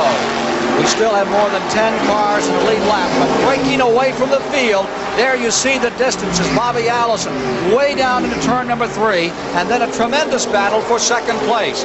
But Allison is beginning to draw away. The Waddell Wilson prepared number 28. Running in a solo performance at this time and looking outstanding. Well, he must have 700 or 800 feet of daylight between him and himself. Buddy Baker here in car number 1, and look at that group trying to take away third spot. Ricky Rudd, Richard Petty, Dale Earnhardt. Ricky Rudd in third, Richard Petty in fourth, Dale Earnhardt in fifth as they exit the tri-oval, and running in sixth down on the inside, David Pearson beginning to move in again. David He's up to fifth. Number 16 there, David Pearson, the Silver Fox, also running the only Chevrolet Monte Carlo here. Sort of car that people said wouldn't run at Daytona, but not in the hands of David Pearson. He's right there. Harry Gant has pulled on pit road another time.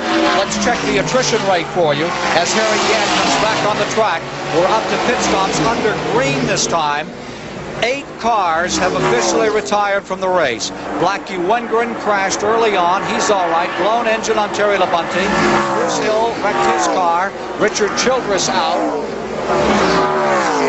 The leader is pitting. Darrell Waltrip is out.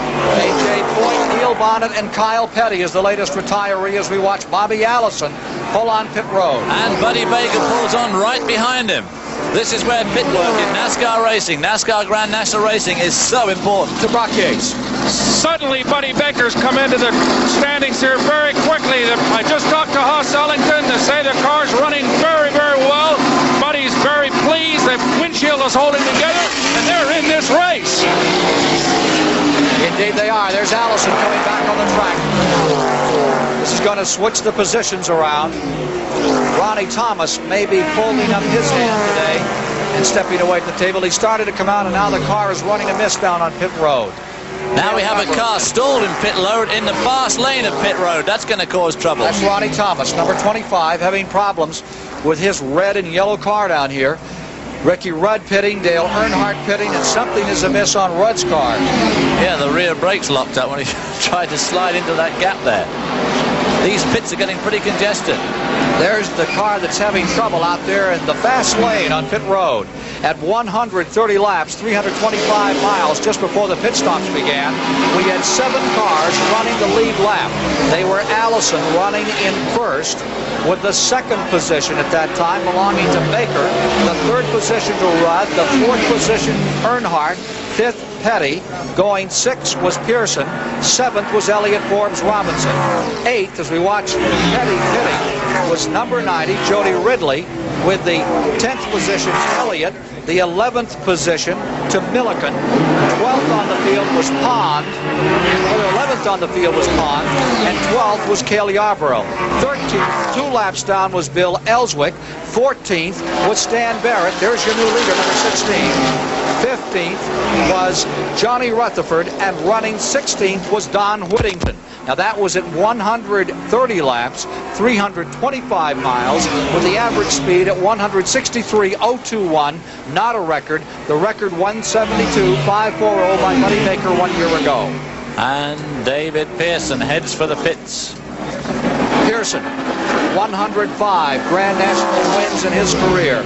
Won several Firecracker 400s here on the 4th of July, and has picked up one Daytona 500-mile victory. That incredible finish when he and Richard Petty crashed coming out of turn number 4, spun down into the tri-oval, and Pearson limped across the finish down to the grass to win the race with Petty second.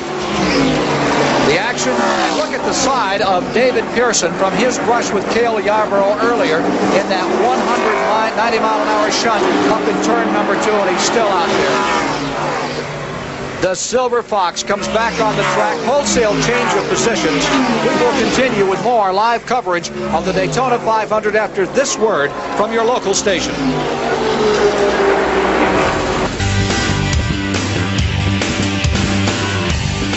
Welcome back to NASCAR Classics and our look back at the 1981 Daytona 500. I'm Matt Yoakum. Bobby Allison didn't let down as the halfway point of the race approached. He had already led more than half of the first 100 laps and seemed to be cruising to victory. But like many drivers have said before, during 500 miles, anything can and usually does happen. As the second half of the race approached, pit strategy would begin to reveal a new side of the event. And there we see the leader, number 28, coming into the pits. We assume this is a regular stop for him, but this is going to be the final stop. When Bobby came in, he got 2 tires and a full tank of fuel. Okay? And so then everybody followed suit. All the rest of the top 4 or 5, they'd come in, they'd stop, and they'd change tires.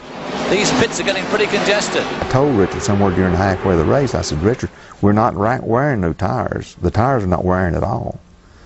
And they're not picking us up any. I said, I don't know what it'll come down to at the end of the race. Just bear with me. Richard Petty, the 6-time Daytona 500-mile champion, is on pit road. Bill said, okay, pit next time. I start down pit road, and he says, 1 can of gas. And at that time, I said, we won the race. I mean, that's when I knew we won the race. Ever how many laps it was, I run wide open. I was passing them 3 abreast. It didn't make no difference. If I caught them and they were side by side, I'd go down or go up against the wall, because I knew if he had the better car, that I had to run just as hard as I could and get just as far ahead as I could. Let's see how the action unfolds as we head back to the 23rd annual Daytona 500.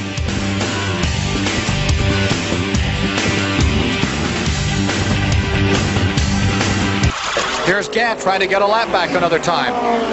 He is at least 2 laps down. He must be a long way now. At 150 laps, 375 miles, it is an average speed of 165.059, which is far away from Bobby Allison's mark in 1980 of 174.014 at this point of the race. Bobby's brother Donnie has just pitted and come back on the track. The standings, as Gant gets back out in front, 28, Allison is again your leader. Baker is in second. Petty is in third. Rudd is fourth. Earnhardt fifth. In 6 is Jody Ridley. 7th is Elliott. A lap down in 8th is Milliken, with 9th position belonging to Elliott Forbes Robinson. 2 laps down in 10th is Lenny Kahn. Here's Allison up in front going around Gant again as they sorted out in that picking up a lap, losing a lap situation for Gant. 11th position harbors car number 27, and Cale Yarborough's back there. Then 3 laps down is car number 12, Donnie Allison, with number 22, the leading rookie in the race. The leading rookie in the race, Elliott Forbes Robinson. The second best rookie is the 13th position, which is Stan Barrett from Bishop, California. Barrett is running 13th overall on the field. The 14th position is Bill Ellswick, and 15th overall is John Rutherford. Bobby Allison still in front, still looking like he is building sterner stuff with his car than some others out here today. But Buddy Baker has been flexing some muscles of recent as we move into the last quarter of the race. Let's go to Ned Jarrett down on pit road. Ken, I'm still in the garage area. As you know, I've been spending quite a bit of time here as the cars are going out of the race at a quick rate now. We have 13 cars that are out of the race. You can see some of those in the background. They had to just park them and call it a day, and the latest one was Benny Parsons. He pulled it in here. Remember a little earlier, he had a radiator problem. They changed that radiator. It's still the one they put on there. Did not do the cooling job, so he had to just pull it in and park it for the day. So it looks like the pace they're setting out there is really taking its toll, and it might even pick up as the afternoon goes on. 43 lead changes thus far in the race. Here's Baker going underneath Harry Gannon. He'd like to make it 44. Coming around this time, there will be 159 laps on the books, 397.5 miles complete. There's Ricky Rudd in number 90. He is running in the 6th position. Jody Ridley in number 9. You're a year out of date. Jody Ridley, correct. Jody Ridley actually driving a car like Neil Bonnet's and Benny Parsons, but they don't seem to have been able to get quite the speed out of their car that the other two Fords. I thought they might show a little bit more form here, but I'm informed by Judy Dunleavy, his crew chief, that he's just going to hang in there, and in fact, he is in fact hanging in quite well. He's running in 7th spot. Here is Baker pulling up on the outside of Allison as they left Jody Ridley going to turn number 3. Richard Petty still maintaining 3rd. There you see him behind Baker. It's at this stage of the race that fatigue starts to play a factor, and according to Richard Petty, the worst part of this race is not physical. That's most of it. Actually, the cars don't drive any harder or anything. You just have to do more driving than what you used to. But the driving part you don't worry about. It's just the idea of saying, you know, if I mess up a little, that man I'm running with messes up a little, we can be in deep trouble. He never said a truer word, as we've seen before many times on this television screen. When these guys have a crash, it very often, almost invariably, involves someone else. There we see Bobby Allison, number 28, leading Buddy Baker, number 1, down the back straight into turn 3. Baker on his own seems to be able to run lower than the others. Richard Petty is now pulled up to 3rd spot, right behind Buddy Baker. Harry Gann still in there, number 47, but of course some laps off the pace. Right behind Gann is Ricky Rudd and Dale Earnhardt. Maybe Dale's just biding his time now.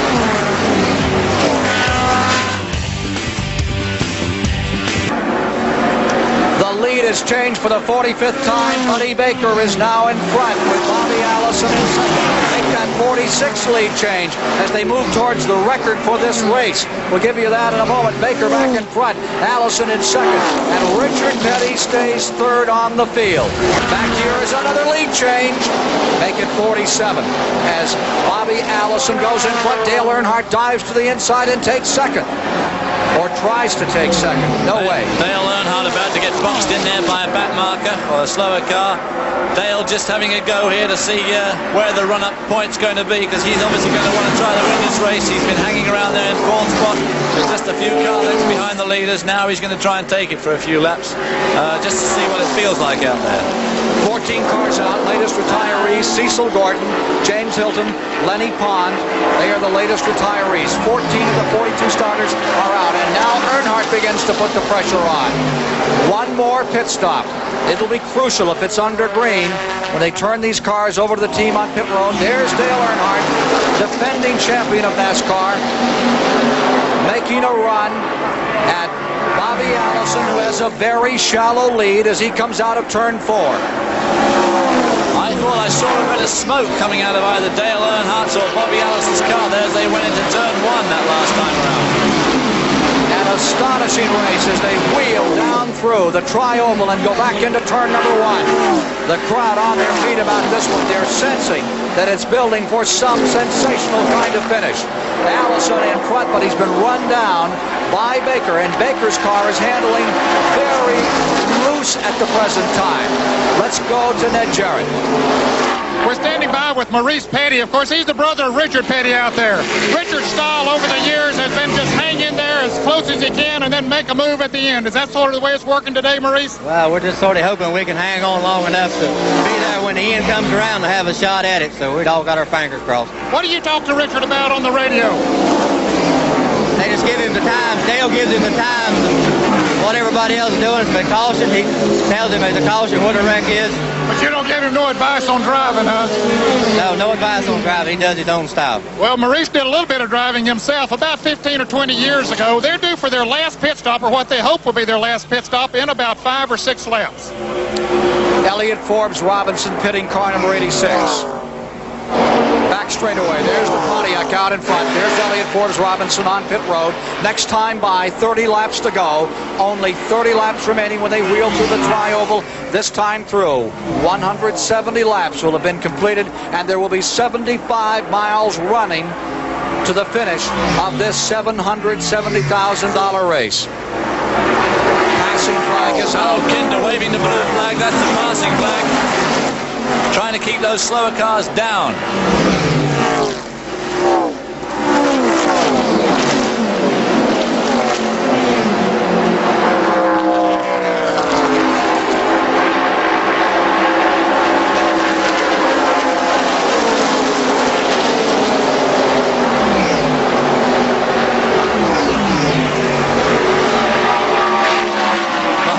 Going down the back straight, 3,500 feet into a strong headwind, 195 miles an hour as he goes into turn 3 and 4.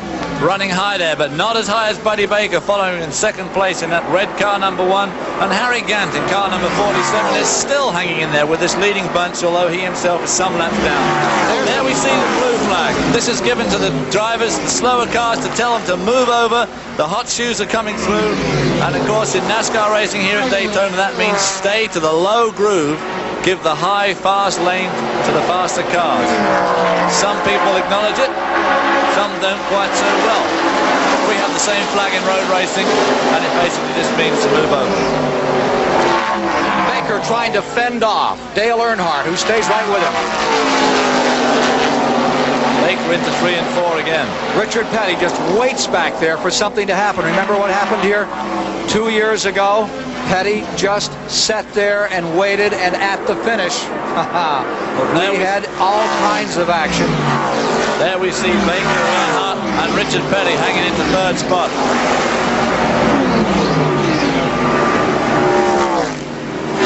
Baker in second, Earnhardt in third, Petty in fourth. 47 is back on pit road. I think we're about to see a rash of pit stops on the green. They're just about coming up to the right amount of laps, 172 laps down. They must be ready for a pit stop within the next 3 or 4 laps at the outside. So we're going to see some really heavy pit work, because this is going to be the last scheduled stop. This is definitely not a pit stop to mix up. Next pit stop should be the final one in this race if there is no yellow. Next pit stop should be the last one. Just outside our booth, a man is watching this Pontiac with more than just passing concern. That man there, one of the most famous people in American motorsport, that's Smokey Yunick. 1962, he built the car that won the pole, won the semi-feature, won the Daytona 500. Smokey Yunick, who took it all with Fireball Roberts driving, watching this Pontiac today. He hasn't been here for a few years. And I don't think a lot of us will forget when he brought Curtis Turner here and they went nearly 180 miles. They did go over 180 miles an hour, first time. And that was the guy, Smokey Yunick, that put those cars together. And here's a resident of this town, and there we see the leader, number 28, coming into the pits. We assume this is a regular stop for him, but this is going to be the final stop. He seems to be going awfully slowly to me. He is running slowly coming in. He slowed down very early. Earnhardt has come in front of him. Baker has come in front of him as he really came off the binders.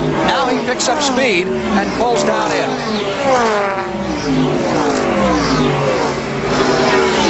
There is R28. Let's go to Brock Yates.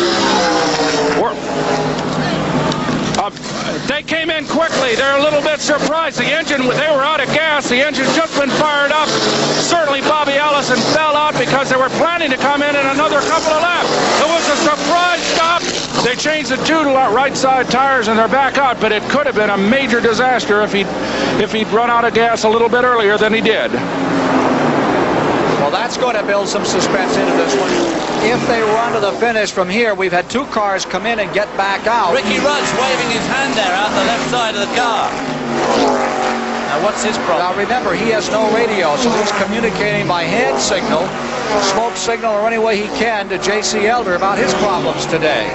170 laps complete, 425 miles officially down, and the speed is 167 miles per hour, as opposed to Baker's record a year ago of 176. And there we see Guess Who in the lead of the Daytona 500. Car number 43, Richard Petty, six-time winner in this Daytona 500. Ricky Rudd, number 88, following him. Buddy Baker, number 1, third. And Bobby Allison dropped back to fourth spot. Seems like old times. Richard Petty back in front of the Daytona 500. Ricky Rudd pulling on pit road. Coming in for his stop, he has been running second. We've had 5 cars running that lead lap. Rudd was on the tail end of it. Yes, I'm right here. Let's go to Brock. Ricky Rudd in this green flag stop. They're making a right side tire change and back underway. Everybody has made just 2 tire changes, so it looks as if the status hasn't changed appreciably other than that coasting stop that Bobby Allison made. Let's see if he can get it back. Let's see if Richard Petty will come in this time. Looks like he's coming down. He is getting ready to come on pit road. Richard Petty, the 6-time Daytona 500-mile champion, is on pit road to Ned Jarrett. One of the fastest pit crews in the business. Dale Inman, the crew chief on this car.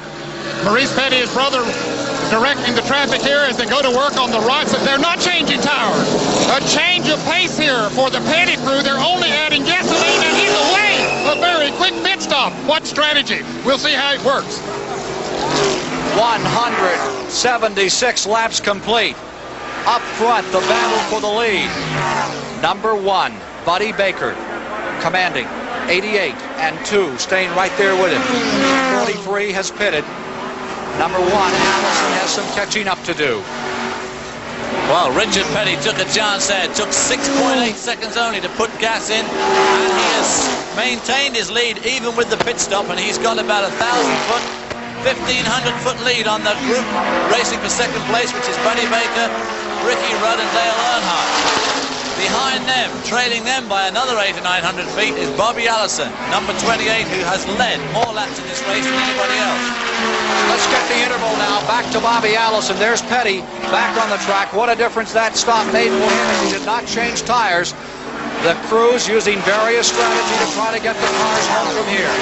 Leaders coming around and enjoying first place as they come back into the tri-oval. Another time, it is Ricky Rudd in second, Earnhardt in third. Then it's about 2 seconds back to Bobby Allison running in the next position. Correction, 43, your leader. Then the battle with 88 as he did not take on tires. Petty maintaining first, all by himself.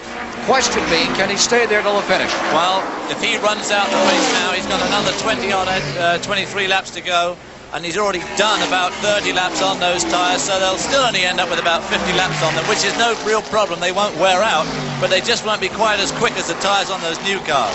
Can Petty run this set of tires to the finish and win the 500? We'll know shortly.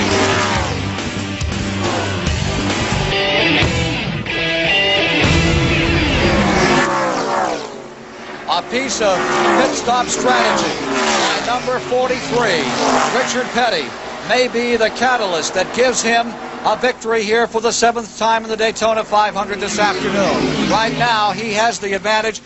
Bobby Allison is back in the 5th position and trying to catch up with 3 other people who are, number 1, Buddy Baker in second, the 88 car of Ricky Rudd, the 2 car of Dale Earnhardt, and rapidly running them down is the man who sat on the pole, Allison. Let's go get the story from the number 43 pits. Here's Ned Jarrett. Again, as we noted, the Petty crew only added gasoline, and they only added 1 can. These cans hold 11 gallons. Now, when Petty pitted, there was still about 55 miles to go. They can run about 100 miles on a tank of gasoline here, and he was pretty close to out when he came in, so that's going to be very, very close, particularly with him out there running by himself. When they run in a draft, they're able to conserve some gasoline, but now he doesn't have the advantage of those front-running cars to draft off of. Of course, he picks up every slow car he possibly can, but will he burn more gas too much so that he can't make it on the gas that they took on. It's going to be awfully close, as his pit crew here reports. Well, not changing the tires was a really not much of a gamble, but not putting in that second can of gas is going to be incredibly close, I would imagine. And the interval is 9.6 seconds between the first car and the second car of 88. So he is, in fact, pulling away from that second group because it's gone up from 8.7. Here's the second place battle. Out they come from turn number 4. Down to the line, Petty taking a tremendous gamble to try and win this 500. So that's Ricky Rudd, Bobby Allison, Baker and Dale Earnhardt, and Allison wound them in from about a 3.5 second deficit in 4 laps. It just gives you the idea of the strength of that car of Bobby Allison's. That Pontiac of his has worked so well all the time, and just look at him actually pulling away from that group as they drive. Now, can he on his own wind in Richard Petty, who's got half a length of straightaway on him? 183 laps, 17 laps to go. Petty in front. The interval expands a little, David. Does again. It's gone up to 10 seconds now.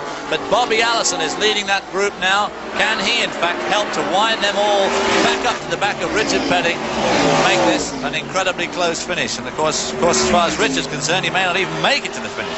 Checking the interval between the first and the second place car. 9.8. The interval between Richard Petty on the point, number 28, Allison. We've seen some very good driving this afternoon. There's no doubt about it. These cars aren't to exceed. This is reflected in the low average speed, compared to last year. They are difficult to drive. Everybody's kept their head very well. And Ricky Rudd in particular has put on a great display. Look at Richard Petty, right up to the wall. Uses that wall like a handrail as he comes down into the tri-oval another time. Richard Petty. Let's review back.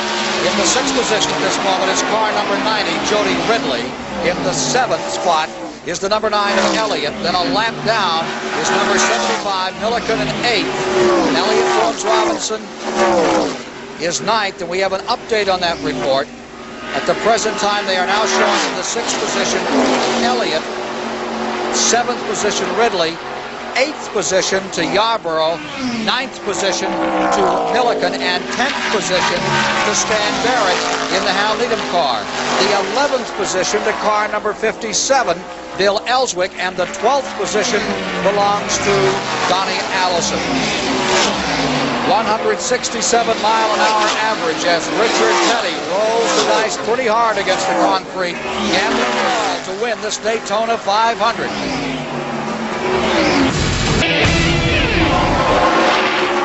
10 laps to go. Richard Petty's lead is decreasing. His lead is now down to 8 6/10 seconds. What's the strategy? Ned Jarrett has a report. Dale Inman, the crew chief. Dale, you've had the stopwatch on every lap. What's happening? Ned, we're running pretty good. We're pretty well holding on. We've lost about a second to him in the last 4 or 5 laps. He's coming up on some lap traffic. Right What's now, that? we just picked up about a half a second on a draft car, so we got 10 laps to go. And right now we got a 9-second lead. And he lost a little ground that lap, and we gained a little bit. So there's 10 hard laps to go, Ned. And you're going to be pretty close on gas, aren't you? It's going to be close on gas, but we're safe on gas, Ned. Hey, that's Dale Inman. He's clocking it off here, Ken, hoping that they can count him down and see Bobby Allison a little distance behind him when the white flag drops. Lapping the 10th place car, number 22, Stan Barrett, is number 43, Richard Petty. Interval stays. It's gone back to 9 seconds. Second place car is Bobby Allison. He's led it almost all the way, but now Richard Petty once again is exerting the strength of his Petty team. He first came here for the very first race in 1959. His dad won it. He went out early in the going that year, but here he is coming on strong today, going for his 7th.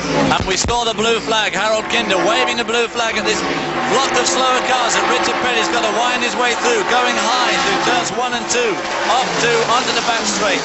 He laps Bill Ellswick. He goes after Sanders, the rookie, in the Henley Gray car. Petty is caught in traffic, and Allison's coming down out of turn number 2 and gaining some ground back. Bobby Allison is definitely gathering ground back as car number 43, Petty, goes up into turn number 3. Allison is still 9 seconds behind, and we're down to only 8 laps to go. Well, it will be 8 laps in about another half a second. Let's go to Brock Yates with Waddell Wilson. Waddell, one simple question. Can he catch him? Can he catch him? No, I don't think there's enough time left. He gambled, and it looks like he's won by doing it. Although we cannot make it all the way on our right side tire. The gamble was on Petty's stop. Could you have made it if you hadn't run out of gas on that last stop? I didn't. Okay. It's so noisy down here, Ken, that I can't really make any sense with him, but he appears to have conceded this race. Waddell, one more question. Was the gamble on Petty's part what beat you, or did you run out of gas as well? Well, see, we run the car as far as it go on gas, but see, not only did we have to go to the second can of gas, we had to change our right side tire. And I think all they did was put in one can of gas. It gave them a big advantage over us. Okay. Waddell Wilson, a dejected man, and certainly a brilliant victory for the Pettys if they can pull this off against a much faster automobile. Petty ready to try and lap Jeff Bodine and Cale Yarborough as he exits turn 2. Checking the interval another time. Checking him as they go down the back straightaway. Allison had clear sailing the last lap where Petty had to get around some traffic. He still has a 9-second lead with only 7 laps to go. They aren't winding him in at all. They're making no appreciable ground on him at all. Jody Ridley pulling into the pits, number 90.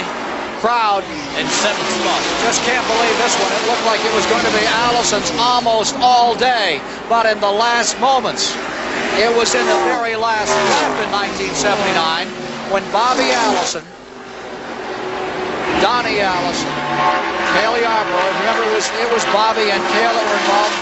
Donnie pulled around. Well, now this time, it's been Bobby and Richard right toward the finish, and it's been the pit crews that have made the difference. 5 laps to go next time by.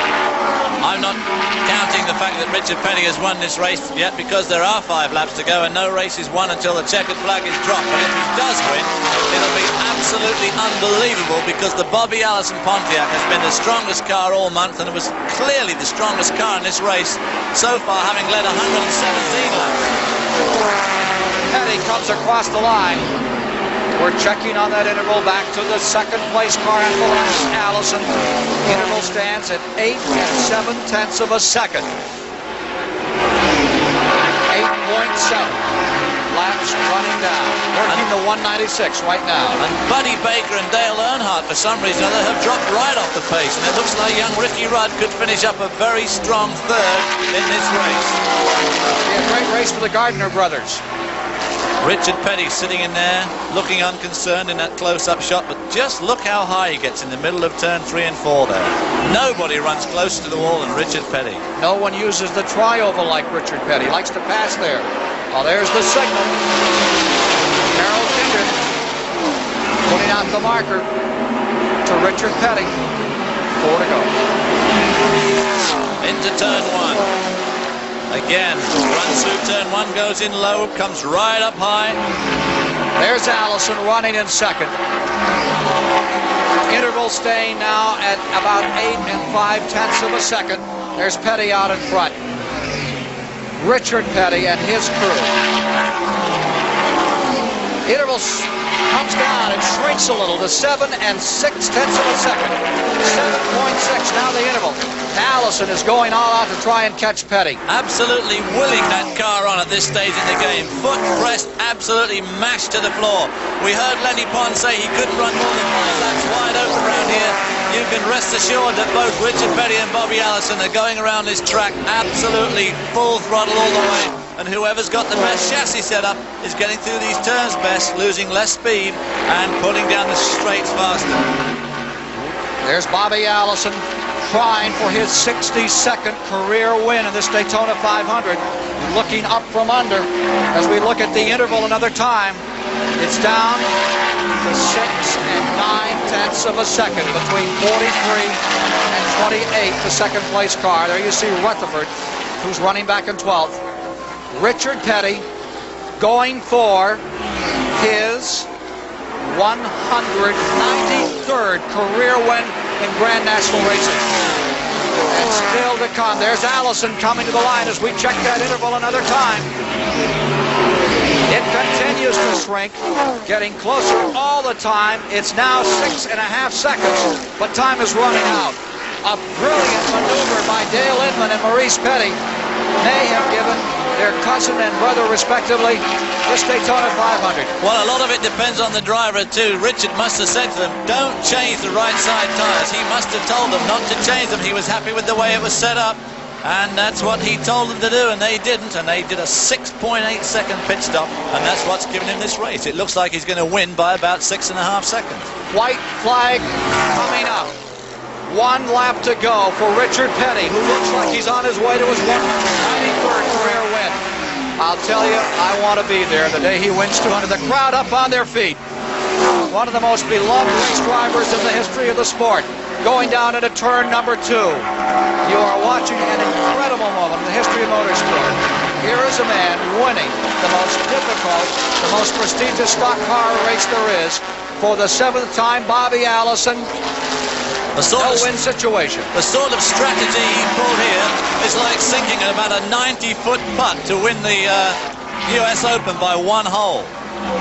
Out of turn number 4, Richard Petty holding on to that lead like a hammerhead shark. Here he comes, coming down, seeking out.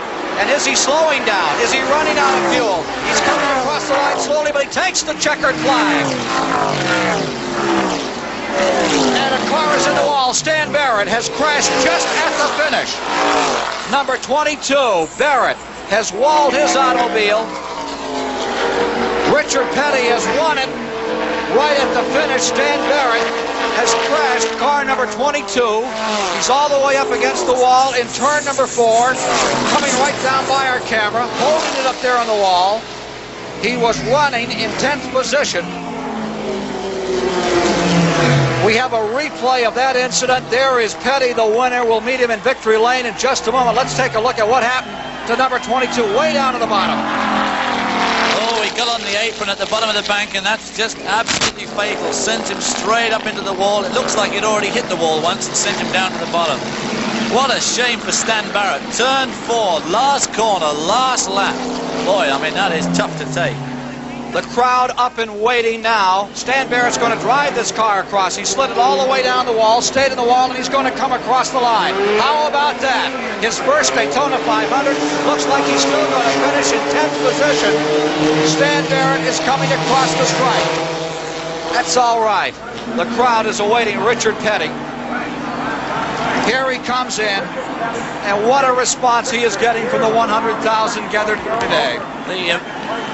The disappointment in the Bobby Allison pit would be almost more than you could stand. It must be just absolutely intense. They had this race locked up all month, and they just somehow blew it with only 20-odd laps to go. Well, here is one of the great masters of the sport, Richard Petty, scoring his 193rd career win. It would be something to be with him for number 200. No one has ever done it in the history of the game, won that many races in any form of motorsport, and he has just out-snookered them here in the 500, David.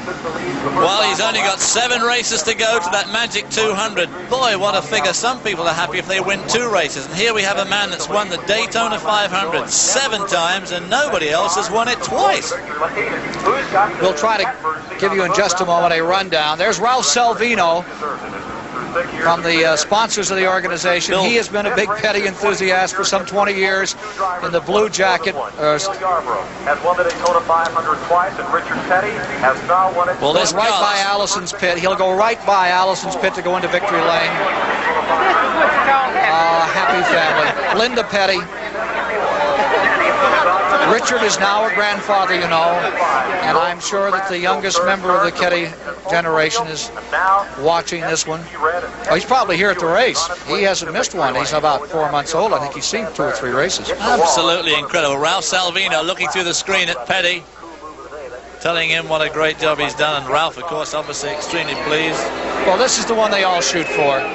this is the one. Of course, the next biggest one is the World 600 at Charlotte, and you'll see that on CBS come the Memorial Day weekend. I don't know what they're going to do when he does win 200 races. They're obviously going to have to strike some special award because no one else is going to get anywhere near it.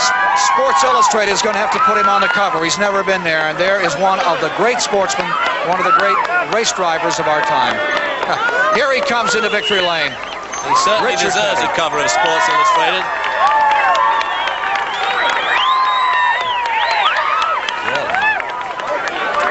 Trying to get down to victory lane to get a word with him.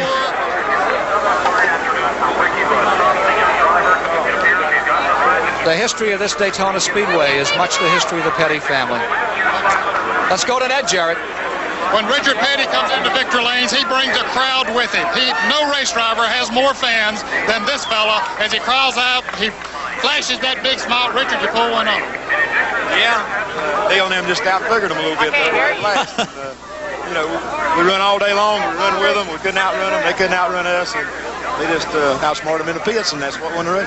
Richard, I asked you the other day what it took to win this 500. This is your 7th one, and you said you had to have a lot of luck, but really luck wasn't it today. Well, I tell you, I had a lot of luck just to miss everything that was going on out there, and I had a lot of luck. But we run all day and didn't have no problems. And then we were fortunate enough to make the right decision on gambling right at last. And, you know, then our luck ran out, you know. I mean, it worked out, so couldn't have been planned any better. Richard, how much of a gamble was that? Was the tires getting thin, and were you close on gas? No, the tires were no problem at all. We could, Dale told me right after the second pit stop, said tires are no problem. We can run them if we need to later on in the race. And so they had it all planned, and so it worked out good because it wasn't a caution. If it had been a caution, then it had been a heck of a race. Richard, you have 500 miles now with these new cars. Everybody was very concerned about them going into the race. Your thoughts now?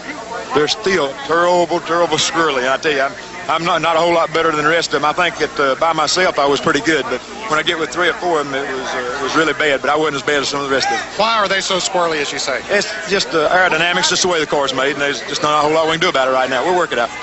What can you said not a whole lot you can do, but do you have any suggestions for them? I don't know. That fastback Pontiac deal didn't handle any better than we did. So, yeah, right now I got no suggestion. All I know is my car handled better than everybody else, and we won the race, and I'm tickled today. Are you just going to keep winning races forever? I'm going to keep on trying, Ned. You can bet on that. Right now we're getting ready to go back to victory lane where the celebration continues for Richard Petty. His first cousin, who's been with him for every race but 2 in his entire career, is standing by with Ned Jarrett. That's Dale Inman, 7-time champion, 7-time winner of the Daytona 500. Dale, what a brilliant move you fellas made out there. Well, Ned, we kind of had it planned for a while. Our radios weren't working too good, and there's so much wind in the car, and then the other guys kind of slipped in on us before we was ready for them, and we'd had it planned that way. If there'd have been a caution, we'd have had the race, but it was far down the line, Ned. We'd had it figured that way for a good bit, and we was hoping we could catch them changing tires. Richard said that he was not concerned about the tires. I'm sure that you had measured them all along and knew exactly how far you could go. There was no tire wear at all in the 125-mile races. There was no tire wear all week, and we had projected that we could go right at a full race without changing left side rubber. Dale, winning this race goes back a long way. Just what happened here today was not the total story. We worked our rears off, Ned, to get ready for this race, and a lot of families have sacrificed because we've worked night and day to get ready. When you say sacrifice, what do you mean? Sometimes you have to put your family aside, it seems like, to get the car ready. Well, I'll tell you, that this crew really knows how to do that, and I know how appreciative you folks are for the dedication that the crew put in, the effort in bringing this car into Vickard Lane. Congratulations again, Dale. Thank you, Ned. Mary, I'll be home tonight. Okay, tells Mama he'll be home tonight. Boy, they don't waste much time. Once they get that victory under their belt, they load up and go home and get ready for the next one. The next one will be Richmond, Virginia for the Petty crew. We're getting ready to give you a rundown here, hopefully a word with the second place finisher in this Daytona 500. The Petty family, they've done it again. Won the 7th time for Richard in the 500. Richard Petty has won his 7th Daytona 500 at an average speed of 169.702 miles per hour, or 671 miles per hour. as opposed to the record which stands at 177 miles per hour by Buddy Baker, 177.602 a year ago. It's been another outstanding victory. Every time you talk about Richard Petty, it always sounds like a eulogy, but he is a truly rare individual in the world of sport, and I think you got a little taste of it from his cousin Dale Inman. They are very special people up there in Level Cross, North Carolina, and we understand that Mrs. Petty is standing by with Ned Jarrett right now. Ken, we had him on the grandson on CBS last August from Talladega, and Linda Petty is holding her only grandson here. Linda is very happy. Well, now he's trying to get the microphone. He wants to talk on this thing, Linda. He wants to tell you how happy we are. Well, I know that you are very happy. You know, he could take my job away here if he wasn't careful. He probably would. I know that you're very happy to be in here for the 7th time. Thrilled to death. We just can't believe it. We've had a terrible week down here and just had a lot of things go wrong, but today it all went right. Tell us about some of those things. We didn't know that. Well, we had a blown engine or two, and the guys were getting up every morning at 5:30 out here at 6, working every day, and running 2 cars. It was just a lot of hours and a lot of hard work. And Morris even had to go back home for 2 days and do a little more work on an engine and come back, and when something like this happens, it's just all pays off. And we're just so thankful to the good Lord because he has just really blessed us. Linda, you've been following your husband, of course, for about 22 years in this business. You've seen a lot of changes over the years and changes in cars. How concerned were you about all of the concern here with these cars, the new cars? Well, with the smaller wheelbase and the way the wind has blown here all week, we were concerned that the cars would maybe blow around a little bit. But Richard's evidently handled real well and ran well because he didn't have any tire wire at all, and that was why he was able to not change the tires on the last pit stop. Linda, for the fans, can you describe your feelings when your husband is out there and also you have a son out there running at speeds of 200 miles an hour? Well, I'm concerned, but I just put my faith in the Lord that, you know, that everything will go safe and they'll be looked after, and win, lose, or draw, we'll all go home as a family. One more question. What kind of a family life can you build with these fellows gone almost every weekend? Well, it's hard. Your wife was a racer's wife, and you know, but it's hard, but it's just something. If you love the man that's out there and you're willing to do it, you give it 100%. And certainly they've given it 100%, Ken. They certainly have given it 100%, David. They are a unique group, the Pettys of Level Cross. Let's take a look at the standings now. Richard Petty has won $90,975 today in winning this race. Bobby Allison has finished second, retains the top spot in the national standings. Ricky Rudd, whose best finish was 22nd back here in 1977, comes through with a wonderful third-place finish for the Dygaard Racing Team. The 4th place was last year's winner, Buddy Baker, and finishing in 5th was Dale Earnhardt, last year's national champion. We'll review further back the standings in just a moment here on the Daytona 500 for 1981.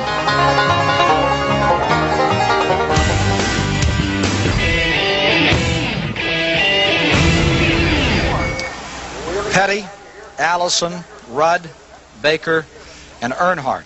Front 5 cars in the lead lap as they came down for the finish today. Had 5 cars running, and 49 lead changes is not a record for this race, but it sure was a humbling number as we started the race and thought they might just stabilize and stay in line all day, David. Well, Bobby Allison led 117 of those laps, and I just can't imagine the disappointment that he must be feeling at the moment. They just finally fixed themselves in that last pit stop. The Pettys were just that much cleverer. Had a very, very short pit stop and went on to win the race for the 7th time. But Bobby must be just about beside himself, I think, with anguish, because they had the strongest car. The cars are going to need a lot of work. They all described it. They were very twitchy. Richard didn't use his tyres much, which could be a bad sign, could be a good sign. But there's going to be a lot of midnight oil burnt before they get these cars right for the rest of the season. There's a long way to go yet, though. Bill Elliott finished in 6th position. Jody Ridley finished in 7th. Cale Yarborough was your 8th place finisher. In 9th was Joe Milliken, and Johnny Rutherford wound up in 10th. The 11th spot was Ellswick. The 12th spot was Donnie Allison, and the 13th position was the leading rookie in the race, Stan Barrett, who crashed coming out of the corner up here. That's very lucky, actually, there. Okay. Running into the wall on the last corner of the last lap and still finishing 10th and getting rookie points. Let's go for a closing thought to Brock Yates. Ken, we're standing here with the background of the Bobby Allison car and a rather shocked and dejected crew as the people mill through the garage area and begin to gather up their thoughts after this incredible finish of the 500-mile race.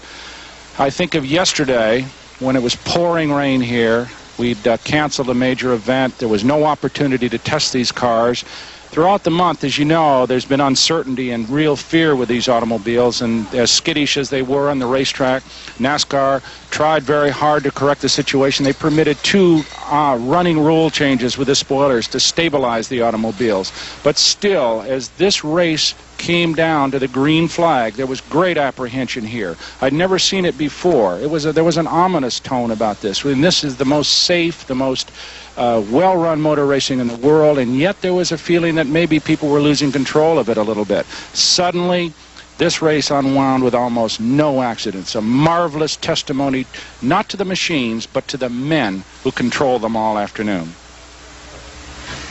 Richard Petty one time told me when it was all over, he would want to be remembered as a guy who had a job, liked his job, and did it well. He certainly did today. Richard Petty wins the Daytona 500. For David Hobbs, Ned Jarrett, Brock Yates, I'm Ken Squire at the 23rd running of the Daytona 500. Welcome back to NASCAR Classics. Except for a splash of fuel, Bobby Allison would have completely dominated the Daytona 500 in his Pontiac Le Mans. Richard Petty's 7th career Daytona 500 victory would be his last in the Great American Race. Petty may not have been the fastest that Sunday, but his cousin and crew chief Dale Inman would be the smartest. It was his pit call that gave the king the racer's edge.